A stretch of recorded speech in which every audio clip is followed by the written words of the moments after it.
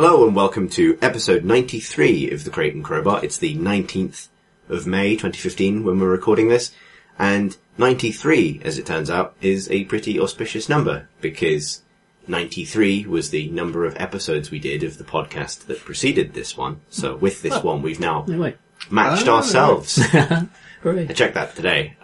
We've now, well, as of next week, we will have done more Crate and Crowbar than we did of the other podcast. We're allowed to say its name. It's not Voldemort, is it? Yeah, I don't know why we've always avoided saying I thought we were talking about the Voldemort podcast. We're on that, of course. Many hundreds of episodes. Given how close we came to calling this podcast, what Marsh put in the document, Hitler was right? Yeah, I think so. That one was one we couldn't name. No, the PC Gamer podcast. So the PC Gamer podcast that died before cracking open like an egg or an X-Man to regenerate into this... Or a pod. Yeah, or a pod, indeed, into this podcast. We've now almost matched it and exceeded it. In much, much less time, I would say. Yeah, well, it turns out when you don't do a podcast every week to X amount of time, it happens, the number goes up a lot faster. The other reason 93 is a significant number this week, sort of, is because 1993 was when Doom came out. And that's a segue into briefly talking about Doom, why not? Because we saw literally 2.5 seconds of it this week. Big skeleton man with guns on his shoulders. Yeah. What are they called? The Doom 2 enemies. They are Doom 2 enemies. It was a Doom 2 gun as well. Voldemort, I think. Voldemort. Yeah, that's it. Yeah. Voldemort's just swarming in. Rocket Voldemort. And the two shotgun. The two shotgun? Rocket Voldemort and the two shotgun. Classic Doom. I thought it was sort of, it was interesting given that there's so much iconography in Doom and they actually could almost do an effective trailer in 2 seconds, I thought. Like, it actually narrowed down pretty much what that game is. Yeah, that's what that game is about. Yeah. Skeletons going bang, bang, and loading shotguns. I don't know what children's books you had as a kid. Cow goes moo, skeleton goes bah. It's got a shotgun, it's got a skeleton, it's kind of red. Yeah. Job done. Surely it's just, that's everything that Doom is really, like it, as far as aesthetically. Well, it sort of, because it drifted into being a survival horror, immersive adventure thing. Half-Life-y inspired. Yeah. Like Doom 3 has that kind of, opening 45 minutes where you're walking around a research base and the scientists doing things before the portal was open. And I hope they don't do any of that this time. I hope it's, bullet hell shmup in first person, like the original. Did you get as far as the crate crane puzzle? Yes. You had to operate a crate, pick up all those crates, and it's just as I was playing that, it was like Doom 3's Half-Life 2 rivalry was intense because I think like Doom 3 came out first, but I think I was playing it at a time when Half-Life 2 was already out and I played it, and I was thinking about like crate puzzles in the two games. This one painstakingly move a very slow robotic arm, like left and right, like a sort of, like a toy picking puzzle at an arcade, to pick up crates and then painstakingly move them to exactly the right location. And then flashing back to Half-Life 2 where you pick up those cargo containers with a massive magnetic crane and swing it around, like smash people off the hardware and throw it at things. Yeah, I missed that game. Yeah. I think, didn't they do a Doom 3 expansion, which basically added a very limited gravity gun? Very slowly pick up a saw blade, no check the zombie. Yeah, it was weird because it was like, it was worse than Half-Life 2's gravity gun and also so lame creatively to just sort of say, oh, we could do that, we could have that too. But at the same time it made the game way better because gravity guns are just cool. Did you all see the leaked footage of what Doom 4 was? Back in 2012. Yeah, when it was Gears of War. When it was a Metro. I haven't seen that. Yeah, a little bit Metro as well. Yeah, it's kind of really gritty, post-apocalyptic, kind of Rage-inspired. Urban setting with kind of freedom fighters. Buildings. Last, a gritty post-apocalyptic. Oh no, yeah.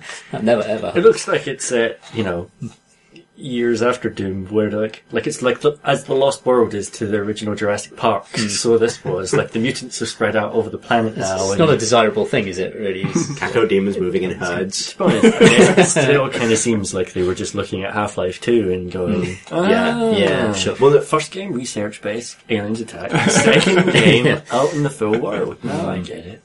But it also looks like every other, as you say, Gears of War. It looks like Metro. It looks like what they've shown of the New Hope Doom front so far. Like there's a subgenre of linear, meet up with ragtag band of rebels, shoot at man's go-to-big thing that's firing a laser into the sky games, which is a whole genre pretty much, that it was just one of them, apparently. I can totally get why they probably axed it, because I imagine the development of that game spanned over into the time when everyone, shrugged their shoulders at that entire concept. Yeah. Feels like there's been a little revival of, over the last few years, of just shooters, mostly indie stuff. Yeah, there's lots of procedural kind of like Tower of Guns. Yeah. Strafe. Or Yeah. Strife. Yes, Strafe. What is it? Strafe. There are a few of them. Yeah. Strafe. And even like Serious Sam, like the revival of Serious Sam was just a big revival of that whole idea. And it feels like I'd totally play a big budget version of that game with bigger kind of bangs and whistles in, and I'd be totally up for just shooting shitloads of demons with a big shotgun. Yeah. So this Doom is not the Doom 4 that leaked footage was shown of, but It's been redeveloped since then. is it another stab at Doom 4, or is it just going to be a Doom remake? Because it's just called Doom, isn't it? Just called Doom, yeah. But the things they've shown are from Doom 2. So I think it's probably just Doom, what I mean? Like your collective memories of Doom mashed together into a game that's a lot like Doom, presumably. If anyone doesn't know, there's a pretty healthy community around the original Doom and around making new maps for it today and playing those new maps, and people are doing bizarre sort of narrative stuff with it. There's I watched a playthrough of one where you're like, I can't remember if you're like an FBI agent or whether you don't know who you are, but a plane's just crashed and all the survivors of the plane are like some bandits have come into the plane wreckage, and the person doing the Let's Play, I forget who it was, is explaining all this plot, but I'm looking at the level and just, I don't see it yet. Oh, is that bit the plane? But it's also just like, apparently really surreal and bizarre, and she is analysing like the individual mappers who made the different maps in the sequence, because it's kind of a mini campaign, and their individual styles and what she likes about their use of space, and something about the limitations of that engine causes people to make really interesting, weird spaces with it. There's we cover quite a lot of these on RPS because our news editor Alice O'Connor is really into Doom in the mod scene. So recent ones have included a mod which replaced all of Doom's sounds with mouth sounds. So like people doing chainsaw noises and shotgun noises. So it's really good. Yeah. One which added a selfie stick, so you could go around and take photos of yourself, which is great. That was really cool in theory and looked hilarious, except that it doesn't work the right way when you have to look at an enemy, then you point the selfie stick, and then you get a photo of the enemy with you in the frame, which doesn't make any sense because it's showing behind you, right? Presumably you turn around when you... Well, I guess it's like Doom all sprites face towards the camera. So it's like if you hold on the selfie stick in any direction, they will always face it. They can't resist being photographed. They have to spin and like pose towards the camera.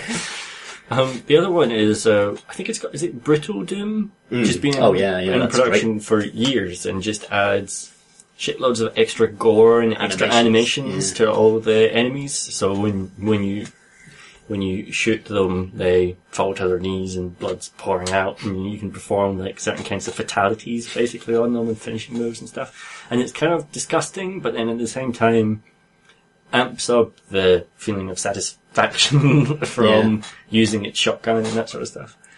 It kind of looks really good. Fits that game really well. As like third-person melee takedowns and stuff, and like curb stomp animations. Yeah. It's funny in a way because it's like, because like Doom was all about being ahead of its time, right? Like, that was kind of looking like a game from the future. And this modding effort is basically devoted to adding features from like 2004 to that game. Yeah. Not like still the future, but like taking the ideas that people bolted onto the first person shooter in the noughties and saying, wouldn't that have been rad if it was 1993? And it would have been mind blowing if that happened. In 2004, it happened in 1992. Amazing. Incredible.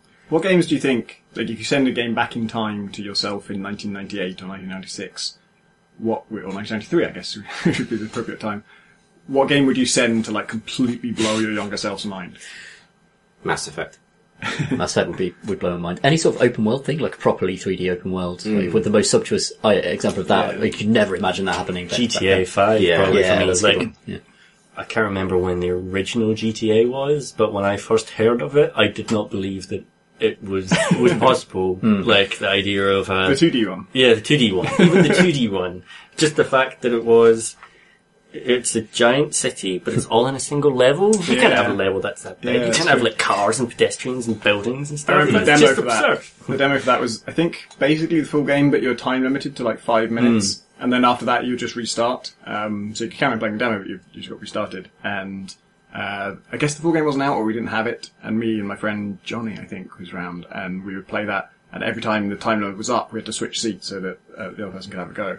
And it was just like the most ridiculous joy ever. I just couldn't believe this thing existed, and that was just so incredible. And like the fact that you only got 5 minutes with it made it all the more kind of tantalizing and exciting, and made it feel like there was so much more to discover.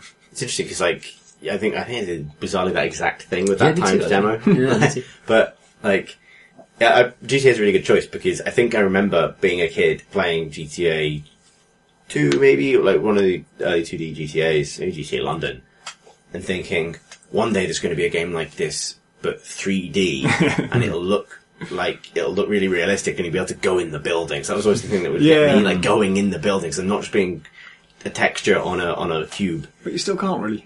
Most of them. Far more than you could. Yeah. And I think showing myself GTA 5 would be this moment of, oh god, that is actually going to happen. This one thing that I've idly daydreamed about the future is going to be real. Therefore, everything else I idly daydreamed about the future is going to be real.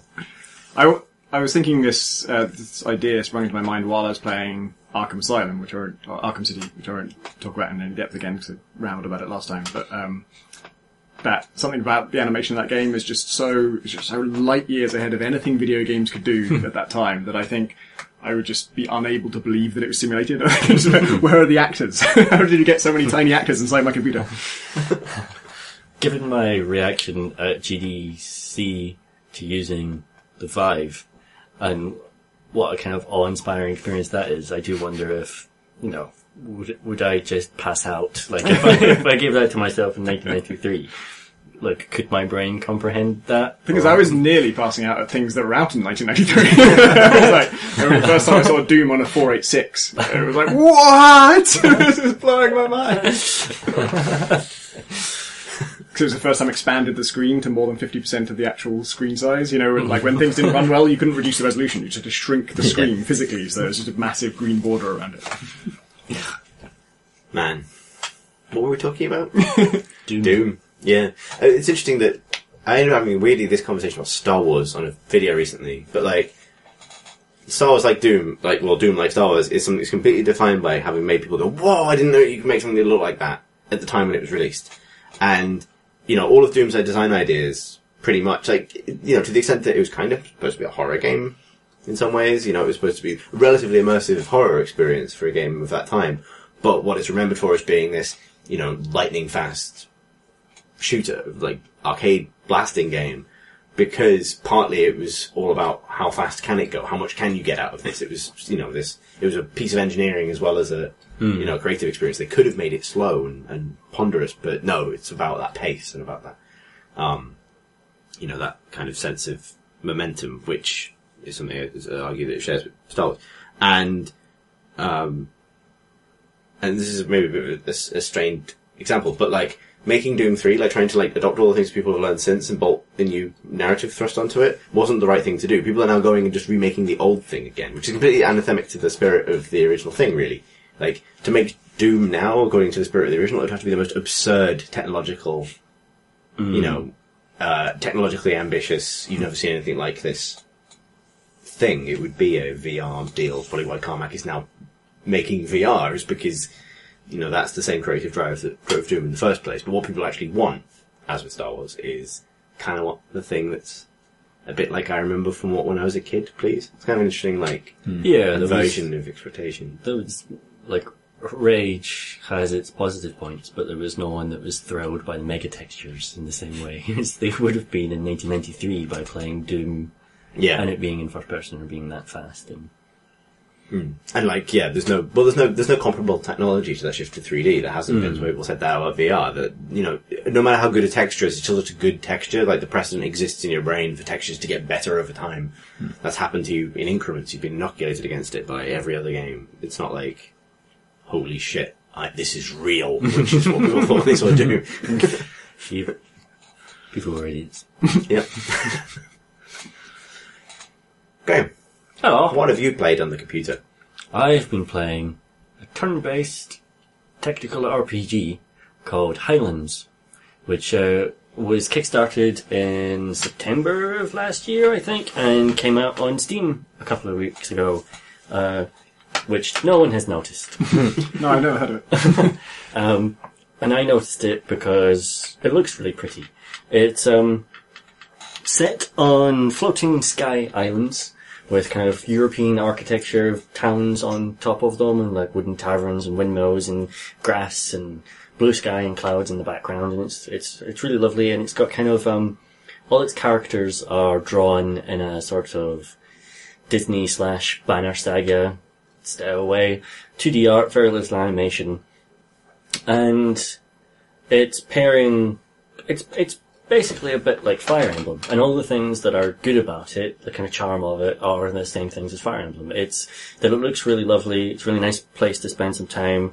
The combat mechanics are quite simple and easily grokked and understood, and there is a scripted plot. So, like, each of your unit is a specific character, and the storyline is that you are the royal family of this floating island kingdom when it becomes attacked by these kind of robot spider bots, but someone you don't know. And in the introductory tutorial, your father is killed, and then you're controlling the 3 kids and the mum as you fight to take back this kingdom. And there's like little scripted bits in between missions where they're talking to each other, and you can there's random events that come as you capture a bit of territory. You encounter someone and you'll get to make a choice and that kind of stuff. And it's, in terms of the mechanics of it, you're just dragging your units to a segment of this land, and any time you share an area at the end of a turn with an enemy, then it goes to a combat screen, and there's no positioning or anything like that. In each round of combat, all of your units attack at the same time. The maths of it are really simple and really clear. Like, everyone's got an attack score, which is also their health, and you select one of your units to receive all of the damage of your opponent's attack turn. And so, like, the daughter of the family is essentially your tank. Like, she's the main kind of combat character. She's the strongest, and so you just funnel all the damage towards her constantly. And it's beautiful. So, like, there's not much animation to it. It's like the characters don't animate it. They're just static images that come up during little cutscenes.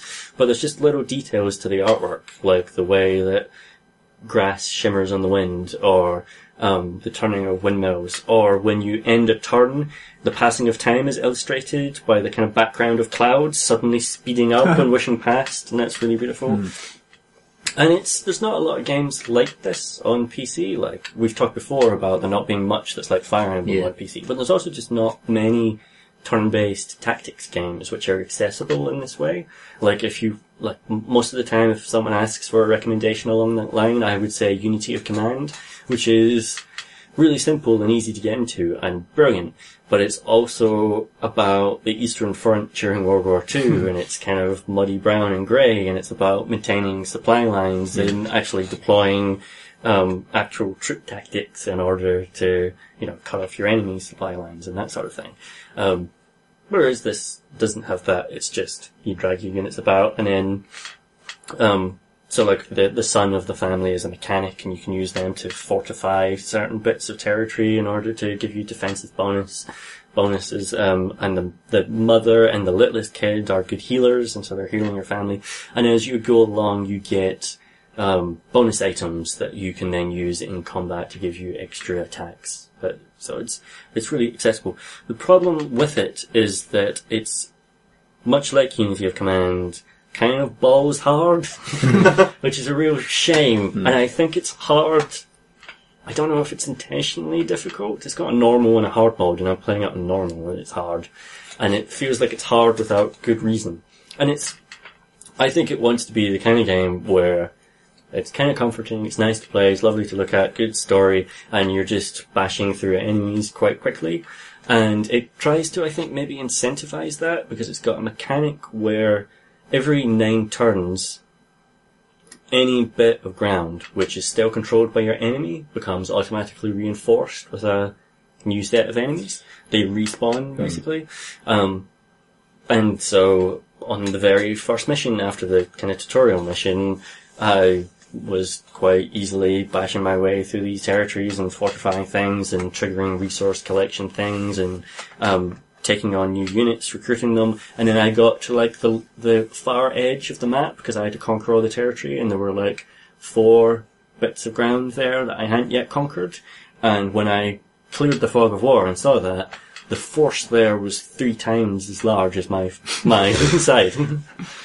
And it was simply that I had taken too long in fortifying and gathering resources on my way there.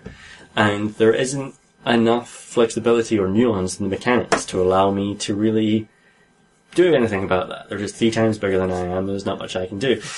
And this is paired with another problem, which is that although you can recruit new units and they're able to die, your family members can't. If even one of your family members dies, that's it, it's game over, and you can either restart the map from the beginning, or you can load the last autosave. And loading the last autosave, it just saves every turn, so it just takes you back 1 turn again. Yeah. And this creates a situation where you can't even win by attrition, because every 9 turns they're getting a new unit on every square that they're controlling. Yeah. Whereas you're using the tavern to recruit units based on the number of leadership points you've got, and if like it's variable based on the mission you're on, what resources you're able to get in terms of leadership points. But like on the first mission, I was getting a new unit maybe every 6 turns, whereas they had 4 bits of land, so they were getting 4 units every 9 turns. The maths of that aren't ever going to go in my favour. And even if I could attack and kill some of them, they would get 1 attack turn, and I would couldn't have that damage go to one of my family members, because that would just undo the turn, basically. So I would have to give it to one of the people who I just recruited. They would instantly die. No wonder people only come out of that pub every 4 days. Basically red shirts who would just come out. I would sacrifice in order to, like, maybe I would take half of the enemy units out by doing that, and then I could withdraw, heal, and then attack again. But there was just no way to ever do that, because I was losing forces more than I could ever gain them. And what ended up happening, actually, was after getting all the way to the other side of the map, I just ended up having to retreat and got chased all the way across the map back to the starting thing. At which point I just couldn't get out of like the castle I started in, like every other bit of ground. But it's really unsatisfying to want to restart the map at that point. Like, I don't like throwing away, because it's kind of an interesting story. I mean, if nothing else, like, there is I want to overcome these odds and find a way to outsmart this enemy. I don't want to just not wipe the slate clean and do it quicker the next time. But at this point, I couldn't do it, and so I saved the game and I went to bed, and I got up the next morning, and on my very first attempt at fighting out of the castle, I succeeded. Like, just by, I think, restarting the game, maybe gave me a new random number seed. So I just, the combat rolls, because there's a little bit of variation in terms of how much damage you take on each hit, meant that I only got taken down the daughter only got taken down to 1 health, rather than getting taken down to 0. And at that point, I was able to steamroll across the entire map, capture everything, until I got to those same 4 squares. And now they were 7 times larger than I was. And so at that point, I just restarted the level, and I did it the first time. But this problem then persists through later missions, where it's got this mechanic.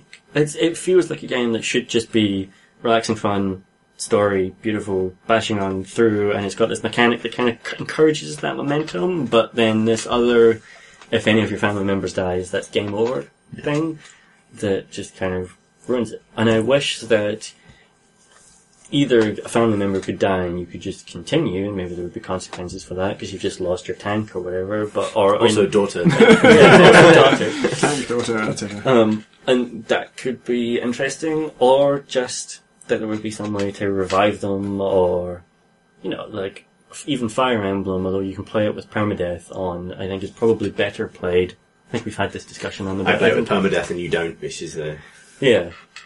I think it's probably better if you don't have it. Its plot solution for death is really elegant, actually, like, in terms of how to handle dynamic death of the main characters within a narrative-driven game, where some characters are flagged as this person can die, and some characters can just straight up die and don't appear again. And then there's characters who are genuinely essential to the plot retire.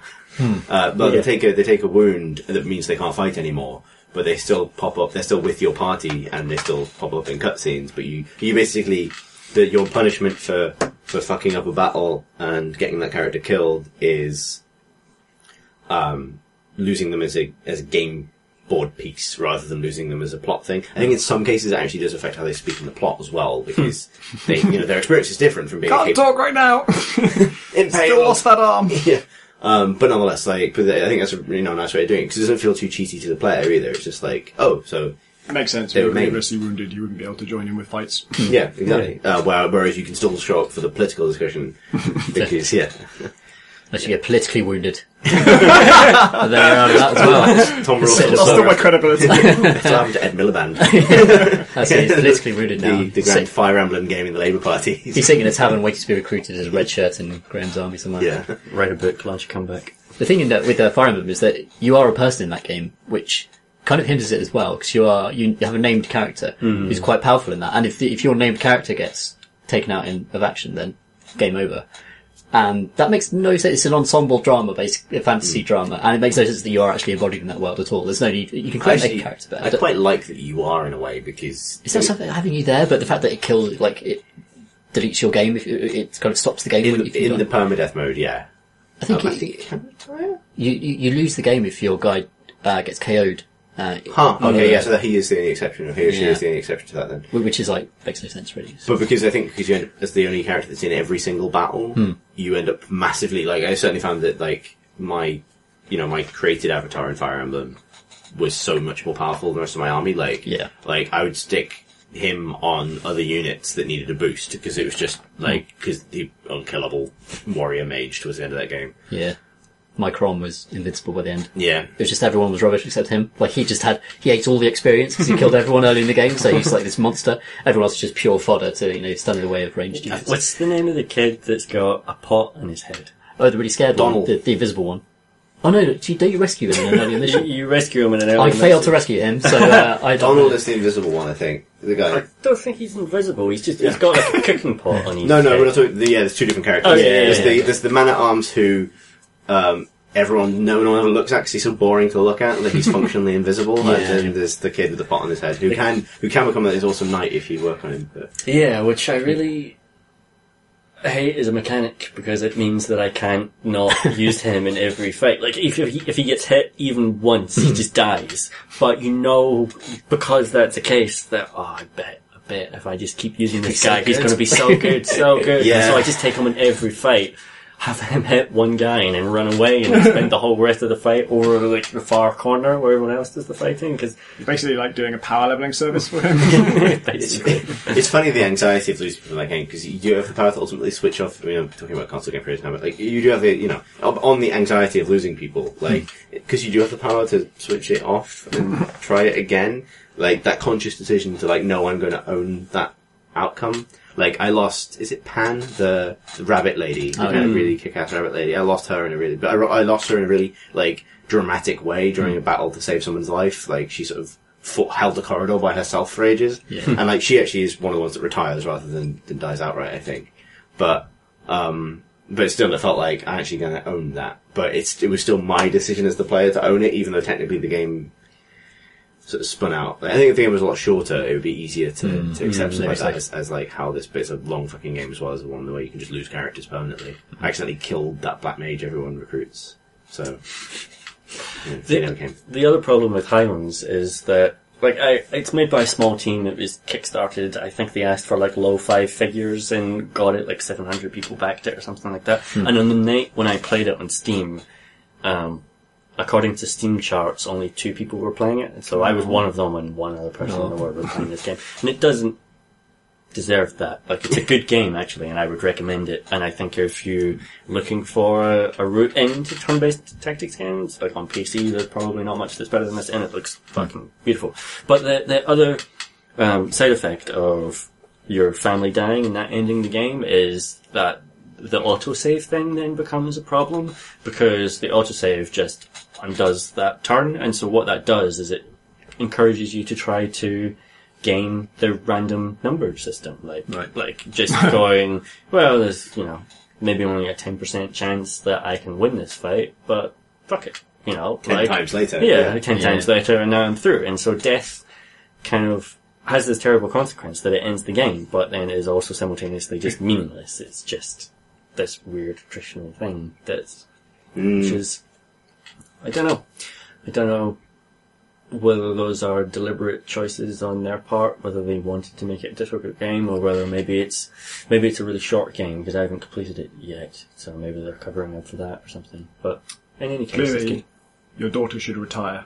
I'm out of this game. I'm too old for this shit now.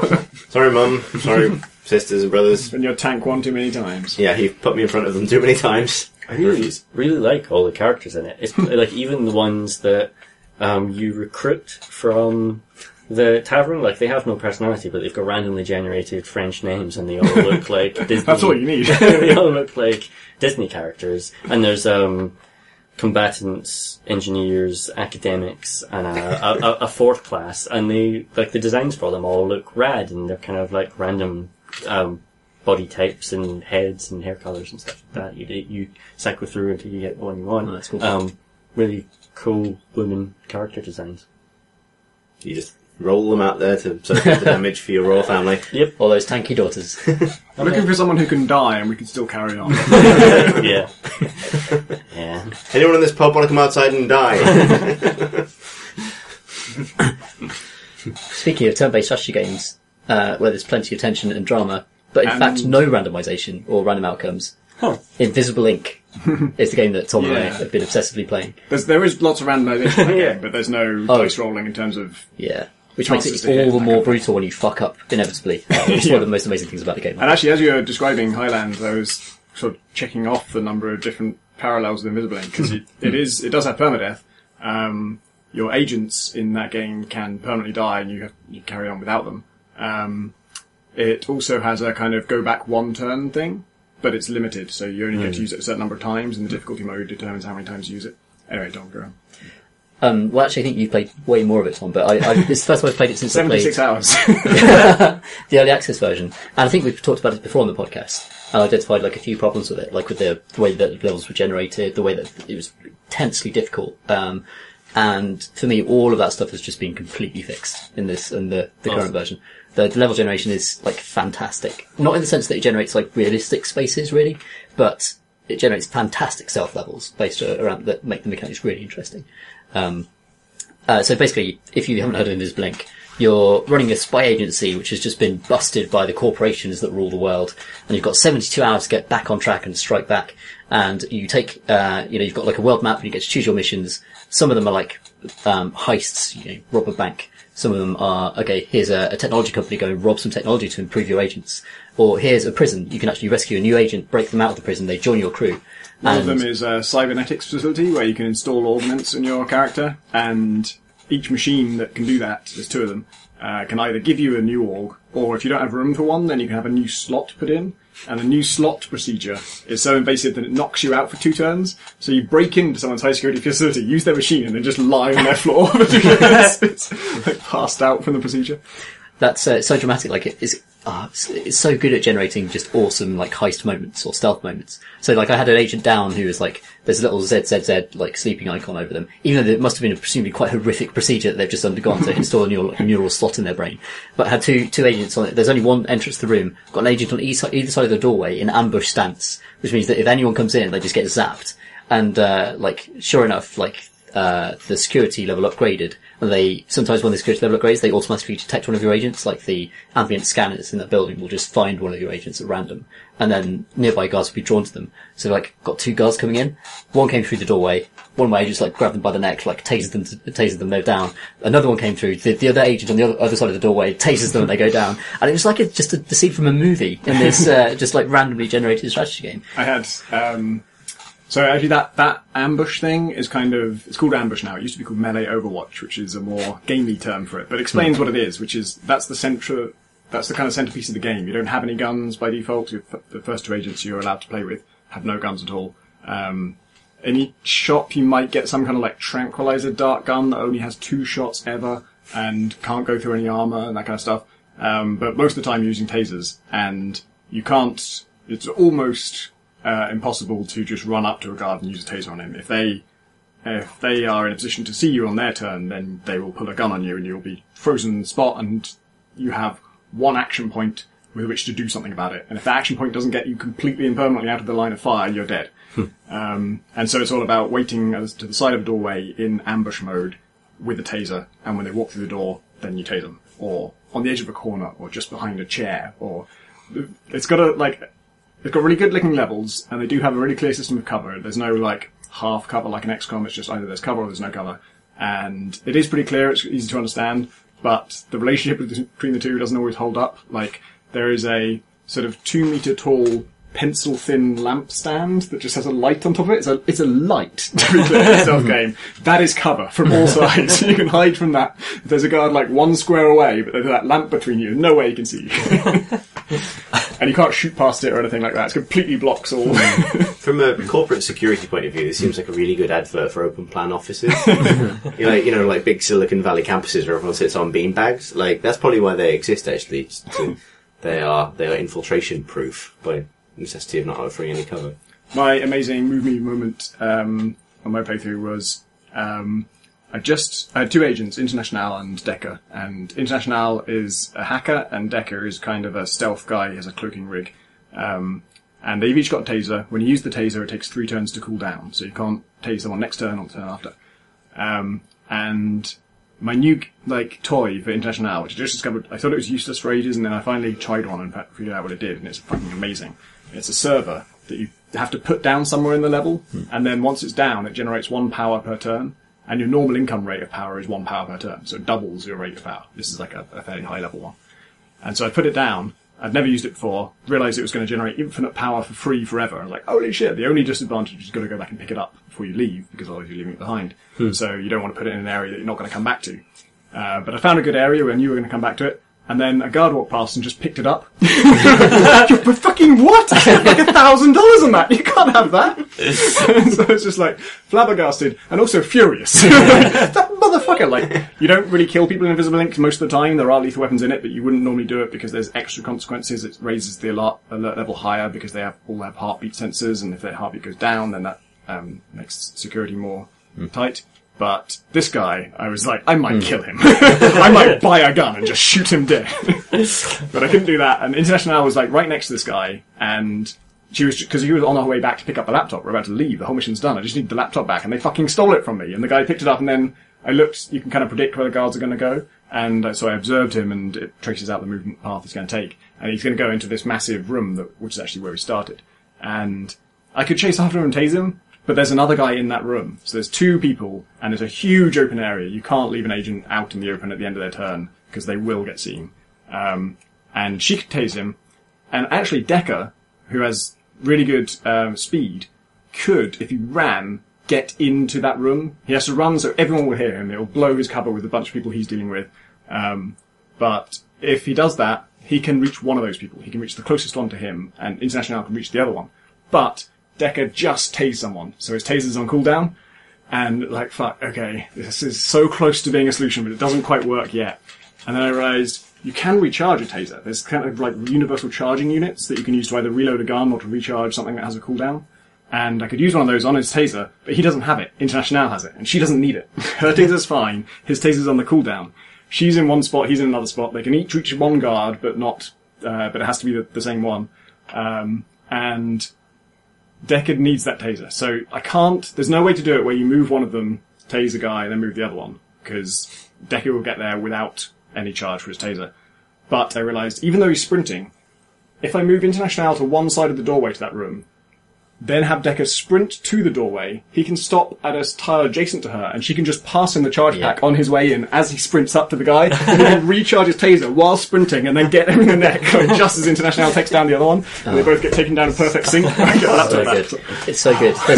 I've had, like, that passing mechanic alone is, like, so much of what you do in that game sells this kind of spy thing so well. Just even when you're by a doorway, you can press peek to kind of peek and get a look through the keyhole, and you get like a limited vision on what's on the other side of the door. Then, if you want, you can open the door, and that gives you more vision. Then there's like a peek move that lets you go round the door and like get even more vision on the place. And all these degrees have their own risk, but there's this constant sense of being a spy and taking risk reward decisions. Like every turn is full of these like little decisions. Like, I don't have enough action points to peek and properly case this. Am I just going to open it because I need to be really fast because the alarm's coming down? And I've had times where one person's had you can mug guards, and like if you've knocked a guard out, you can steal stuff, and they might have like a security code passkey.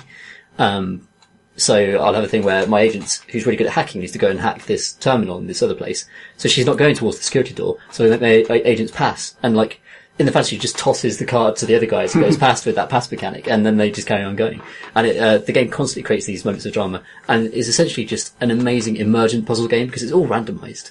And all the rules, as we said, like there are no random dice rolls in any of the interactions. So all of the interactions, and you can look at a guard, and if they're in view, you can see exactly where they're going to go. And even with all this certainty, there are still just loads of interesting decisions to constantly make about what you're going to do and how you're going to deal with the situation. And it's always interesting. Like, it's always interesting. Yeah, it's an amazing level of intel they give you. I think so many like turn-based games and stealth games and loads of games that are supposed to be about really deep strategic thought hide intel from you. There's fog of war in all RTSs. There's percentage chances in XCOM. They're always trying to stop short of telling you everything about the situation because they want you to have to take risks and stuff. And Invisible Ink just doesn't do that. There's not only can you see where a guard's going to go. If you have vision to him, you can kind of observe his movements and tell where he's going to go next turn. But also, even if you can't see, even if you don't know a guard exists, if that guard can see the room you're about to walk into, you can see that he can see it. So everywhere the enemies can see is bright red all the time, and that's completely 100% reliable. You can never walk into an area not knowing that the guard's going to see you, which is madness. Like, that's the mechanic of stealth games. That's how stealth games work, is you might get caught because you didn't realise you were going to get seen. And this is a stealth game where you know 100% for sure whether you're going to get seen or not. So every decision you make, you own completely, because you're never going to be fucked over by chance. You're never going to be fucked over by, oh, I didn't know you wasn't going to see me there because the interface wasn't clear, because the interface is fucking beautiful. Like, you can press Alt at any point, and even if the world the viewer gives you isn't enough, pressing Alt just lays naked all of the level geometry in I didn't know white this until cubes. recently. I haven't tried it yet. And it's just, okay, well, even if you're not sure, there's no excuse. There's no excuse for not knowing that you weren't in cover at a given point. And it just makes it completely fair. And that makes it fantastic. The difficulty is so well pitched. The level of challenge is so well pitched. See, like, the last time I played it, and I think I spoke about it on the podcast at the time, was before it was added to Steam. And the problem I had with its difficulty specifically was that you would start a mission, and in order there's this kind of risk-reward thing where the alarm is going to go up and up. Yeah. But you need to get resources from these missions and then get to the elevator. But you had no sense of where the elevator would be. Like, I had procedurally generated levels where the elevator was almost right where I started, and then others where I would be in the middle of the level and the level would branch off in 2 or 3 different directions, and I didn't know to which end the elevator was. And so it felt at that point like this was a game about finding elevators. Like the risk reward wasn't even an issue. It was just, I've got to just find where the elevator is. Nothing else matters. I'll get stuff on the way to the elevator, and if it's close, then maybe I'll have time to scout other areas. But if I don't think about just finding the elevator as soon as possible, then I'm just going to be fucked no matter what. How have they changed that? Well, you get to a point of confidence with it where that's not how you feel about the level. You're kind of like, oh, I want to get as much as possible if I can, and I'll sense when I'm in danger and I'll retreat when I am. And obviously if you haven't found the elevator way then, you need to seriously think about that. But in general, once you're used to all of the mechanics, it's not hard just to get around. If you just want to get to all of the places in the level without doing anything particularly risky, that's easy because you'll have plenty of power to disable the cameras because you're not spending any power hacking safes, or there are databases all over the place that will tell you either where all the cameras are, where all the consoles are, or just a whole map of the facility. And in all three cases, that tells you pretty much where you haven't been. If you don't have a full map, it will say, well, there's 3 consoles over there, so you know that door leads somewhere. And so you kind of get a sense, if you haven't found the elevator, it's probably over there, or that kind of thing. So I haven't ever had a point where I wanted to retreat and couldn't. I've always found the elevator by the time I wanted to get out of there. And then it becomes a case of like, how much can I get before I leave? And it also, the difficulty has dramatically changed since the early access version. Because it used to be that the easy mode would give you 1 rewind, that thing where you can step back 1 turn. And I think that was it. That was all you got. I think when I played it, it didn't have rewinds at all. Yeah, so they added that as easy mode, and then also guard patrols were less aggressive and various things. But in the full version, the experience mode, you get you only get 1 rewind per level. But easy mode, you get 5 rewinds per level, and also, if you fail the level, you can just redo that level. So there's no kind of permadeath in terms of your agency. Like it used to be that if all your agents die, you just screwed up the whole mission. Your entire agency shuts down. Everything you've built over the last 72 hours is completely gone forever. If you're 72 hours in. Whereas in easy mode now, you can just redo that mission, and you can even, if you got into a situation where not only were you fucked on that turn, but also you went into that mission completely fucked and you just had nothing and you're just terrible at the game, you can redo that day. So the last 24 hours, you can kind of step back to that. And yeah, I've heard from, you said it fixed your issues, Tom, and Steve Gaynor had the same thing where he was really put off by it at first because it would just seem punishingly difficult, and he says that the easy mode thing has just completely fixed it all. I was getting to the point where on easy in the early access version, it was almost too easy. I was kind of already chopped grade to hard. I think it was just, or maybe it was just easy and normal. And so when the full thing came out, I've been playing on experienced, and I've finished the campaign now. And I did it my first try, and only 1 person got knocked down, which is pretty good going, but it felt massively harder than the previous playthrough I'd done. And it was basically just, because it's so absolute, because it is about these certainties, and because there is a way to figure out everything, it didn't, instead of, the increase in difficulty didn't mean I took more casualties and I lost more and only scraped through just barely. I had almost exactly the same performance that I had in the easy mode of the previous version, except it took me about 6 hours longer. So missions, instead of taking 30 minutes, would take me 1 hour and 40 minutes. And I think my longest was 2 hours. The final mission took me 2 hours to do. And the whole campaign was about 10.5 hours, whereas previously I'd done the campaign in about 6 or 7 hours. And so it was the same number of missions, same kind of amount of space to get through, same kind of objectives, but I just spent that much longer thinking about every turn, because there's just so much more to kind of get your brain around. It's a really good progression as well between difficulty modes and stuff, because you unlock new agents that you can start with to your agency. You break them out of prison and stuff, but even then, like, you can, so for my intermediate playthrough, I started with 2 separate agents. So International and Deca are the 2 default ones, and International is particularly fucking amazing. She's got like this wireless node that lets her kind of detect terminals in other rooms and suck power out of them, which is super good. But I've like jettisoned her and gone with the 2 new agents, and one of them's like a guy who starts with a sniper rifle, which is that super high risk insta-kill thing that can just like set off the entire facility. And you've got that, you can press that big red button from the very start of the game, and if you're ever in trouble, or on like security 6 maximum alerts and there are like crazy guards everywhere, then it's the time to like break out the gun and like do the mad rush for the elevator. Like I've had several missions end where everything has just been red, there've been guards everywhere, and I've just like stormed the elevator and just like gotten out in the nick of time. And that's sort of stuff you can do with when you're really desperate and not very good at the game. What's the other one you got? She's like, is it Banks? Yeah. I think that's she's the psycho. She's yeah, that's right. She's like, the damaged. Her abilities are weird though. I think she was meant to be the hacker character originally. They kind of changed their mind because the description, even the voiceover says she's like an amazing hacker, but actually International is the amazing hacker. Yeah. And the voiceover for International says she's a great all-rounder, which is weird.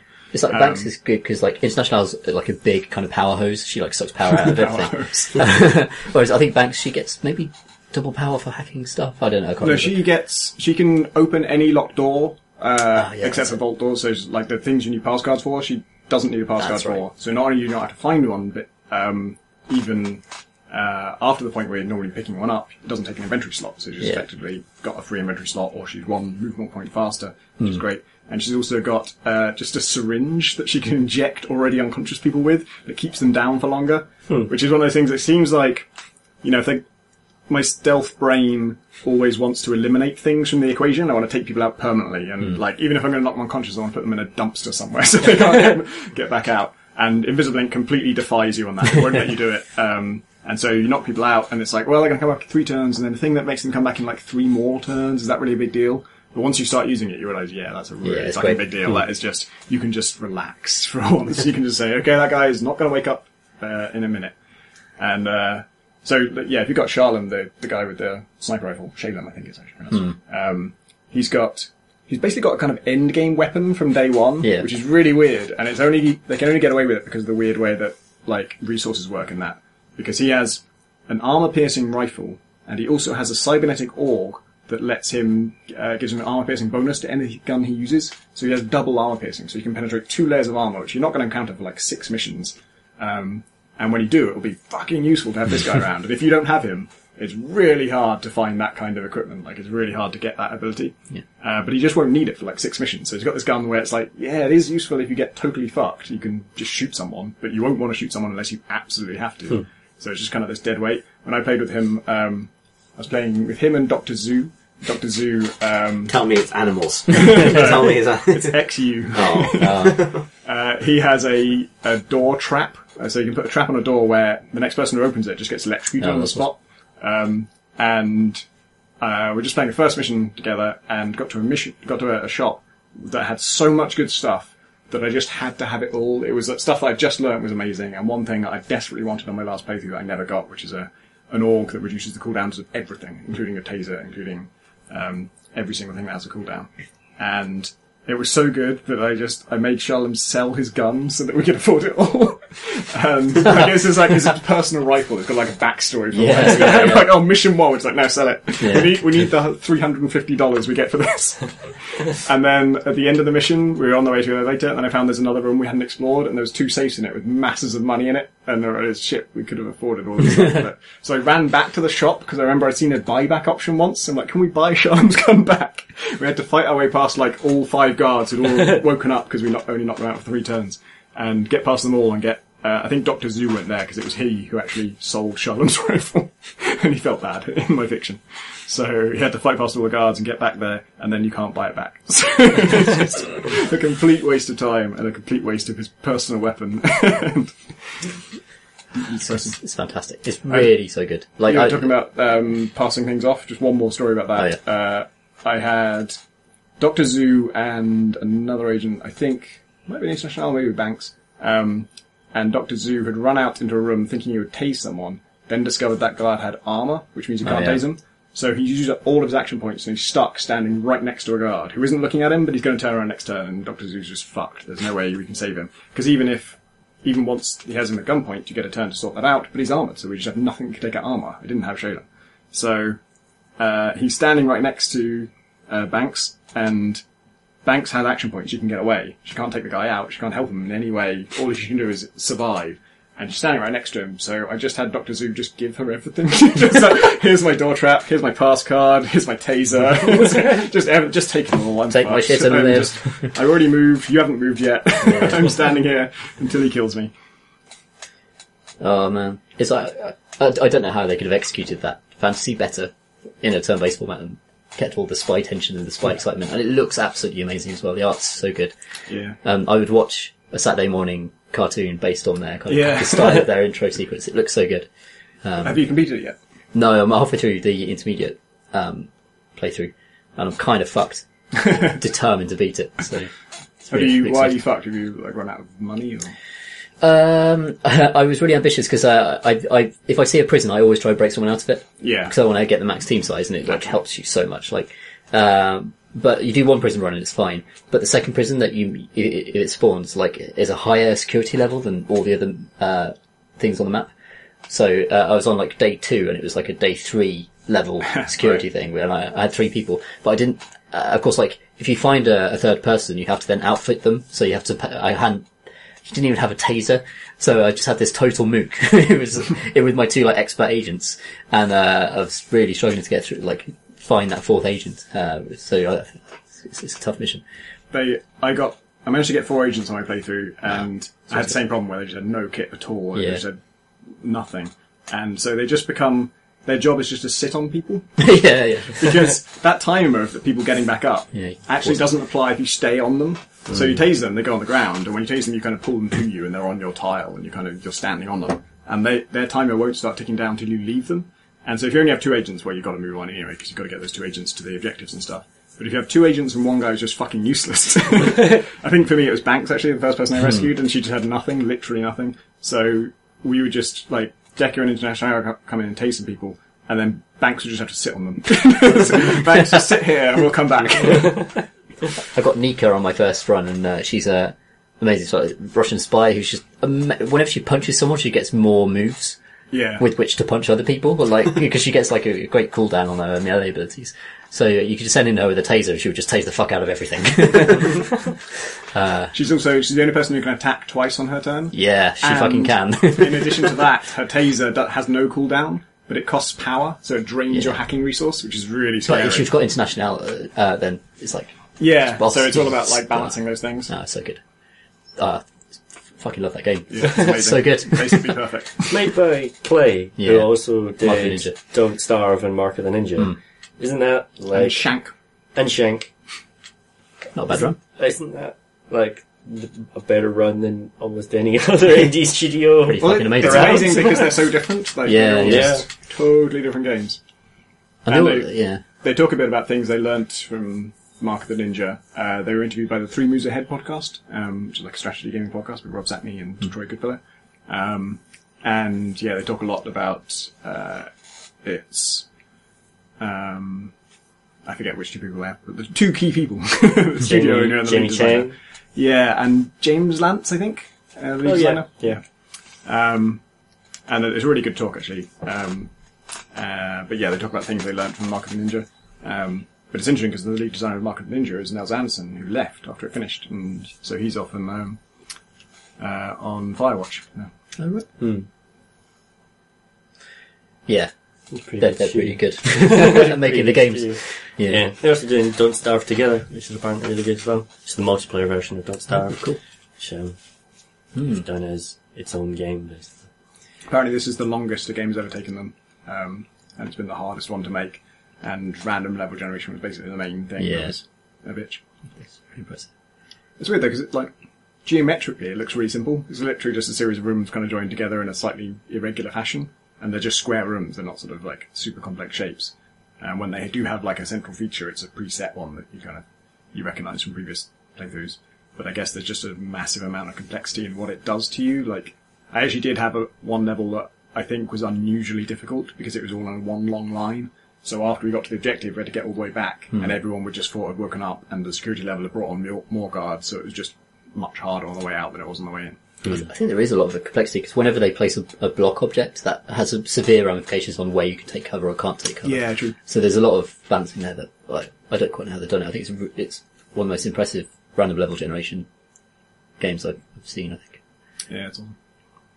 I interviewed Jamie Chang, I think before the game was even out, before I played it, and he talked about the challenges of procedural generation when it's specifically when it's a stealth game and it's all about what information does the player have, and if your procedural generation is too formulaic and the player can make assumptions about what direction to move in, then that does cut down on a bunch of stuff, and it's interesting. Tom, what have you been playing? That a hell of a lot. And actually I finished it, and like I said, it took me 10.5 hours. And I was just so in love with it and so excited by it. And that once you finish, every time you finish a campaign, you unlock a bunch of stuff. And because I had all this previous experience from early access, I completed the game on my first try on the second difficulty level. So you get just a fucking shitload of experience for that. I leveled up 6 times at the end of it. So I finished the game and then just gave me a list of 16 different things I unlocked. Here's 2 new power things. Here's 2 new agents. Here's another 2 new agents. Here's another ability. Here's 2 new power things. Here's 2 more agents. It's oh god, I gotta play it again right now. try some of this stuff. And particularly, like, two of the agents I locked were a real surprise. I had no idea they were going to be a thing I would get, so it was really exciting. And then I was like, okay, how deep do I want to go on this? Do I really want to just delve straight back into Invisible Ink? And the answer was yes. And then I got my ass kicked on both of my new playthroughs. I played on the old difficulty level, but I just got fucked. I just got too cocky because I was used to being able to handle everything. And early on, if you don't have armor piercing, you're just fucked. So I moved on to Galciv 3. Another light-hearted... Another incredibly deep, nerdy, turn-based game that requires massive deliberation. And I've only played the tutorial of it, but the tutorial is very wisely an actual match. It's just a very small match of the game, which still took me about 6 hours to complete. And that was not entirely the tutorial's fault. And I think it's the best way to do a tutorial. It's probably the best tutorial they've done. It's just a match where there's only two other races. One of them's friendly and one of them's hostile. And the other two races have one planet each.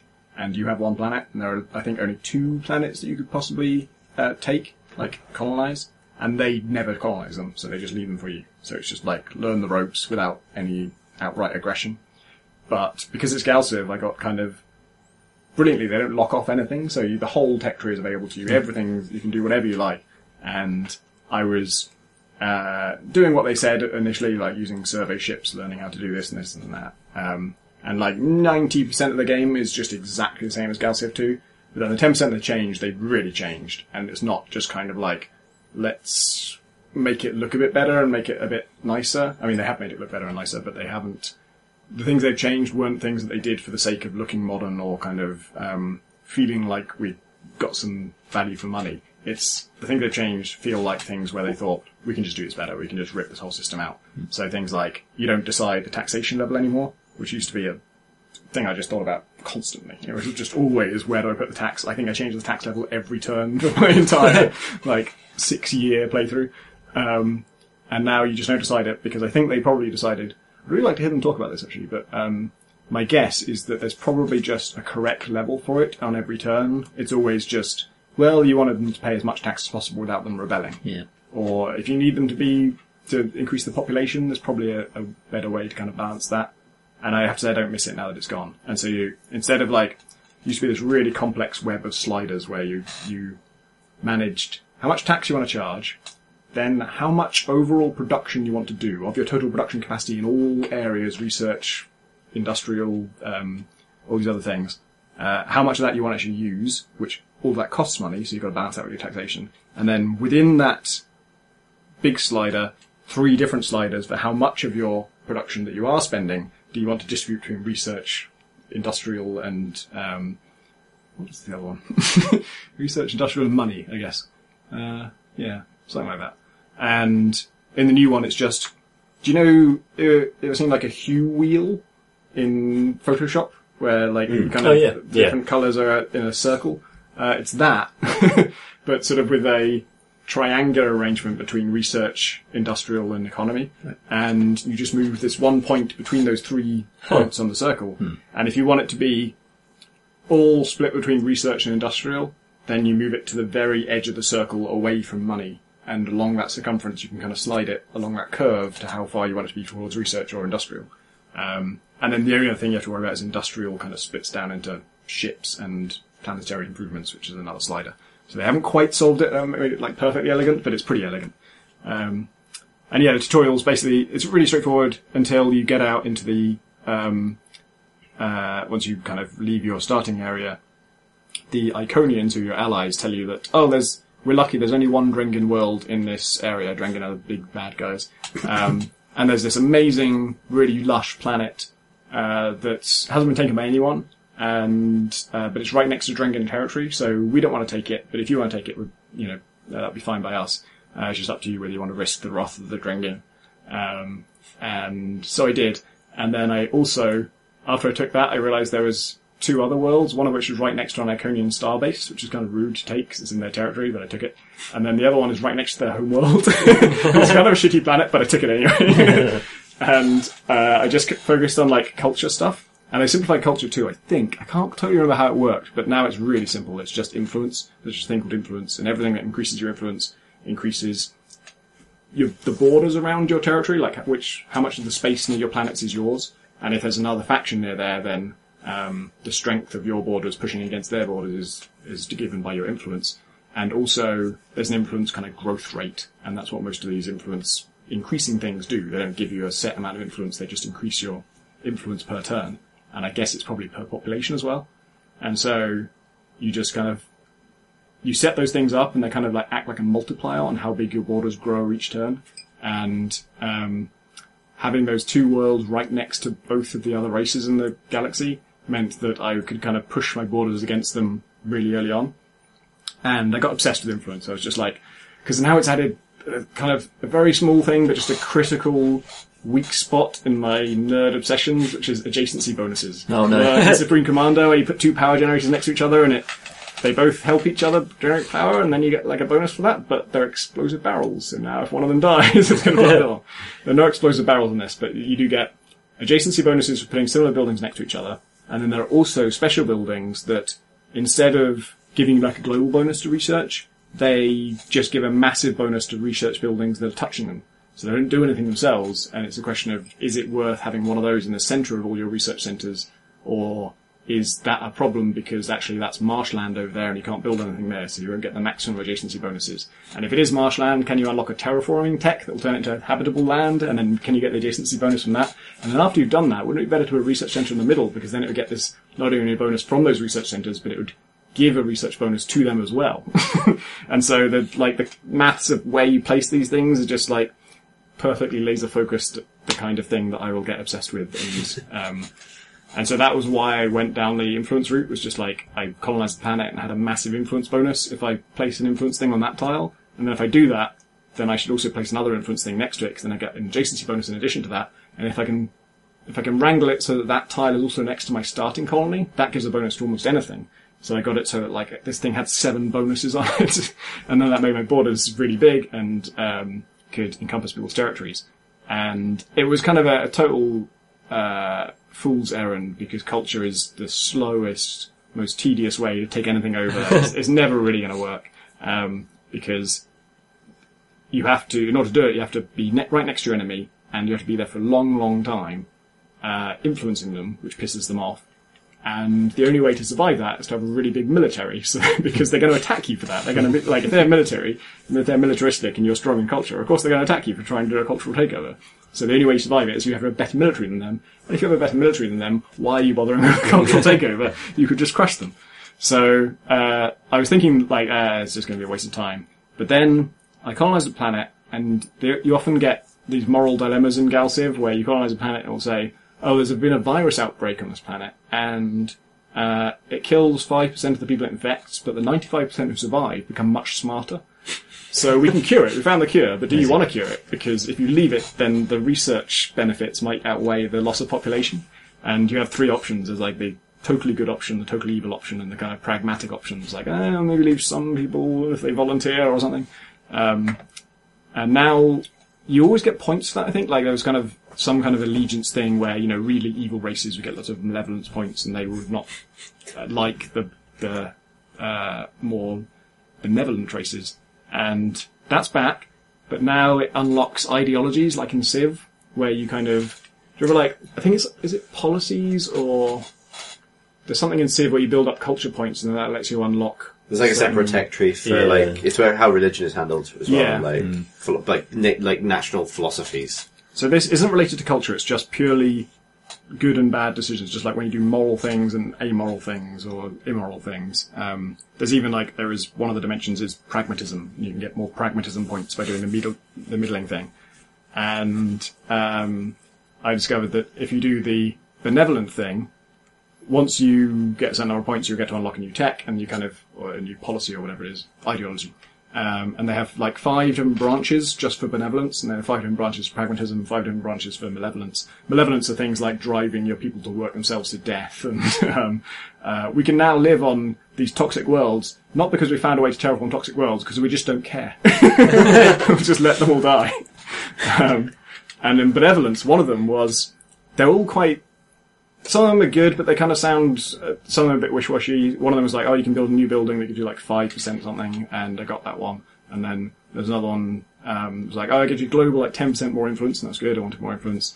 And then number 3 when you unlock it, every planet and starbase in your territory flips to your side instantaneously. So all you have to do is get your territory borders over the enemy homeworld, which is difficult, but it's not anything like as difficult as culture flipping them. And so I just devoted everything to like building all these star bases around that planet I'd taken near the Drengen so I could get my borders pushed over their borders. I'm like, if I can just I was like one tile away from it, and I couldn't see how many benevolence points I have. And when you get enough benevolence points, you have to spend them. So I would either have to get the tech then and waste it, or, not get their planet at least. Or get a totally different tech and then have to work, like basically be back to ground zero and have to work up another 40 points or whatever it is. And so I had no idea what my time limit was, and I was like so close to taking over their homeworld, or to having the homeworld in my influence. And I was rushing in, like just mass producing constructor vessels to build more and more starships near them. They kept threatening me with these fleets of ships, and I had no defenses at all. They could have taken all my star bases out and destroyed my world, but I was like, just don't kill me just yet, because if I can just get this one little border over your homeworld, they don't know that's significant at all. It doesn't make them rebel, it doesn't cause them any actual problem, their rebellion rate was still 0%, and so it's not a thing they're worried about, but if I can do it, then I can culture flip their only world. And I got that far, and then I discovered I was miles away from having enough benevolence points to do it, and so that was annoying, and I only make like 3 benevolence points every 10 turns, and I needed 40 of them. But as I was doing it, I realised I actually could, with that world, the shitty world I took next to my allies, I could probably have put enough star bases around that, create a little puddle of my territory and their territory that would just overlap their home world, so that I would take them as well. And after like 35 turns, I managed to do it, and then I figured out how to find out how much benevolence points you had. I figured out all the buildings you got to build to get the most benevolence points and be the most benevolent person ever. And then did it such that I destroy both my ally and my enemy at the same time. What's the kind of fluff reason for it? What's the logic reason for the big... I think the flavour text says that we've become so... I think it's preeminence or something it's called, and preeminence level 3 is we've become so desirable that everyone who knows about us wants to join our cause. They just, like, love us so much. I loved it, 'cause in like Galactic 2, it's like broadcast stations and stuff. Yeah. And so I love the idea of, like, corrupting the populace by putting out a really good series of Doctor Who. They'd be like, holy shit, that was good. Who made this? Just the Steam sale. It functionally destroys all other forms of... It's like, I want to be one with those guys. Those little bits of flavour text and the ways in which Galciv lets you manipulate populations is just the best thing about it, because it's just such a funny, characterful thing, like, that you don't get in Civilization. No. There's no sense of a city's population, or no real sense of being able to dominate or control them in these wacky ways. Like, I saw a screenshot of Galciv 3, which I think was, they discovered a historical text which was found to be deeply erotic to all different alien species and caused them to go into a mating frenzy. I've had that one. And I think it was like a lame pun. I think it was called like 50 Shades of Snorlax or something like that. That's probably exactly it. It sounds like an alien name. I know it's Pokemon. But Snorlax, it does sound like a Galciv version. Yeah, that stuff's great. I had one of those moral choice events where I was told I could bug the United Planets. Someone had told me there was going to be bugs planted there, and I could either report it to the United Planets or get access to them. And the benevolent option is, okay, get access to the bugs, and then pay this guy whatever he wants, and then pay him a little bit more to shut him up, and then kill him to be sure. If you notice that, of course, Galciv is famous for its really fierce AI, like it's fiercely clever AI, like its understanding of its own, the game's own system has really been really, really good. Does that carry through to Galciv 3, do you think? So it's only the tutorial, so I think a lot of the stuff was disabled. Yeah. Because I was putting culture starbases right next to my ally, and as soon as I did it, he messaged me to say, don't fucking do that. I know what you're doing, don't do that. And I said, your options are like, sorry, the starbase will be destroyed immediately, or the starbase stays. The starbase stays. And I sent like 6 more constructors to put on a starbase right next to him, and he just never did anything about it. He was also fucking crazy. He's like balanced to be your tutorial buddy, so he keeps telling you how to do things, and he'll give you free techs and say, oh, if you want to invade the Drengen, here's your planetary invasion tech, which is, yeah, we do have a common enemy, but you never want to give an ally planetary invasion. If they can't invade your planets right now, you don't want to change that. yeah. And then they would do stuff like, they'd sometimes just say, oh, could you help us out? We need like 75 credits. And then a few turns later they'd say, hey, you're our friend, we want to give you 75 credits. Okay. And then they'd say, oh, can we have this tech from you, please? And I'd say, yeah, right, whatever. And then, like, a few turns later, they'd say, we want to give you a tech. But then randomly, that was all, I think that's mostly tutorial stuff. But then randomly, they would also just interject to say, the time will come when we'll eradicate you infidels from the universe. I'm sorry, what? It's a really strange relationship with the flatmate. Sounds almost like Farmville, where like it encourages you to share tech with other people in order to like suck them into playing the game, because in order to get this thing in our tech tree, we have to give you this thing. The hilarious thing that they did do, I'm sure as a result of the AI, was I was putting those starbases around their home world, and my influence of that shitty planet started to become big enough to create a little pocket of my influence within their home system. And it was expanding and expanding, and it got to the point where it's just like one tile away from their system, and I kind of owned half their system by influence. And they opened up a trade window and said, could we buy your tech called Influential Voice? Because we find ourselves in need of some kind of influence tech. That's great. Galactic 2 was terrifying. I remember seeing a screenshot of like a Drengian statement. And I really hope it's not fake, but it was a statement from the diplomat on their side saying, you set the difficulty too low, so we don't technically know what you're doing by putting all your ships near us. However, we do know what you are doing, and you know something about it. You know that we know what you're doing. But we're not able to act on this. But I just realised that is real. The story of your tutorial is functionally the plot of Mean Girls. As in, the new kid arrives at school but gets adopted. Stop trying to make Iconia happen. It's not going to happen. Exactly. Like, gets adopted by the nerdy kids, but then they, she becomes, you became plastic for a while. And they're not really sure what they made about it. Like, they're not sure if they want to learn from you or if, Did the leaders have the personality that they used to? Is the leader of the Terrans still called? Oh no, Jeff? someone Paul Davis. Paul Davis, just as not Paul. Who good. in one of my playthroughs is called Paul Davis, Mutilator of World's Blood. Do you get the preeminence bonus is just you breaking up a tiara and throwing it around the campus? So I don't know yet because it was the tutorial, but they seemed pretty similar. I mean, I think that was the AI's personality breaking through. Like, Iconians don't necessarily love Terrans, and we had some ideological differences. Yeah. And so, every now and then, they were just like, can't resist telling you we want to kill you. It's like the game designers have told us to teach you how to play this. But here's a new free tech, here's $75. We secretly fucking hate you. If you hadn't been you, do you think the tutorial? How long would the tutorial have taken you? Like, that's a hard question. That's all to answer. Because you say 6 hours. Like, do you think that you could do it in 4 hours or 30 minutes? I think probably like an hour. Okay. You'd have to.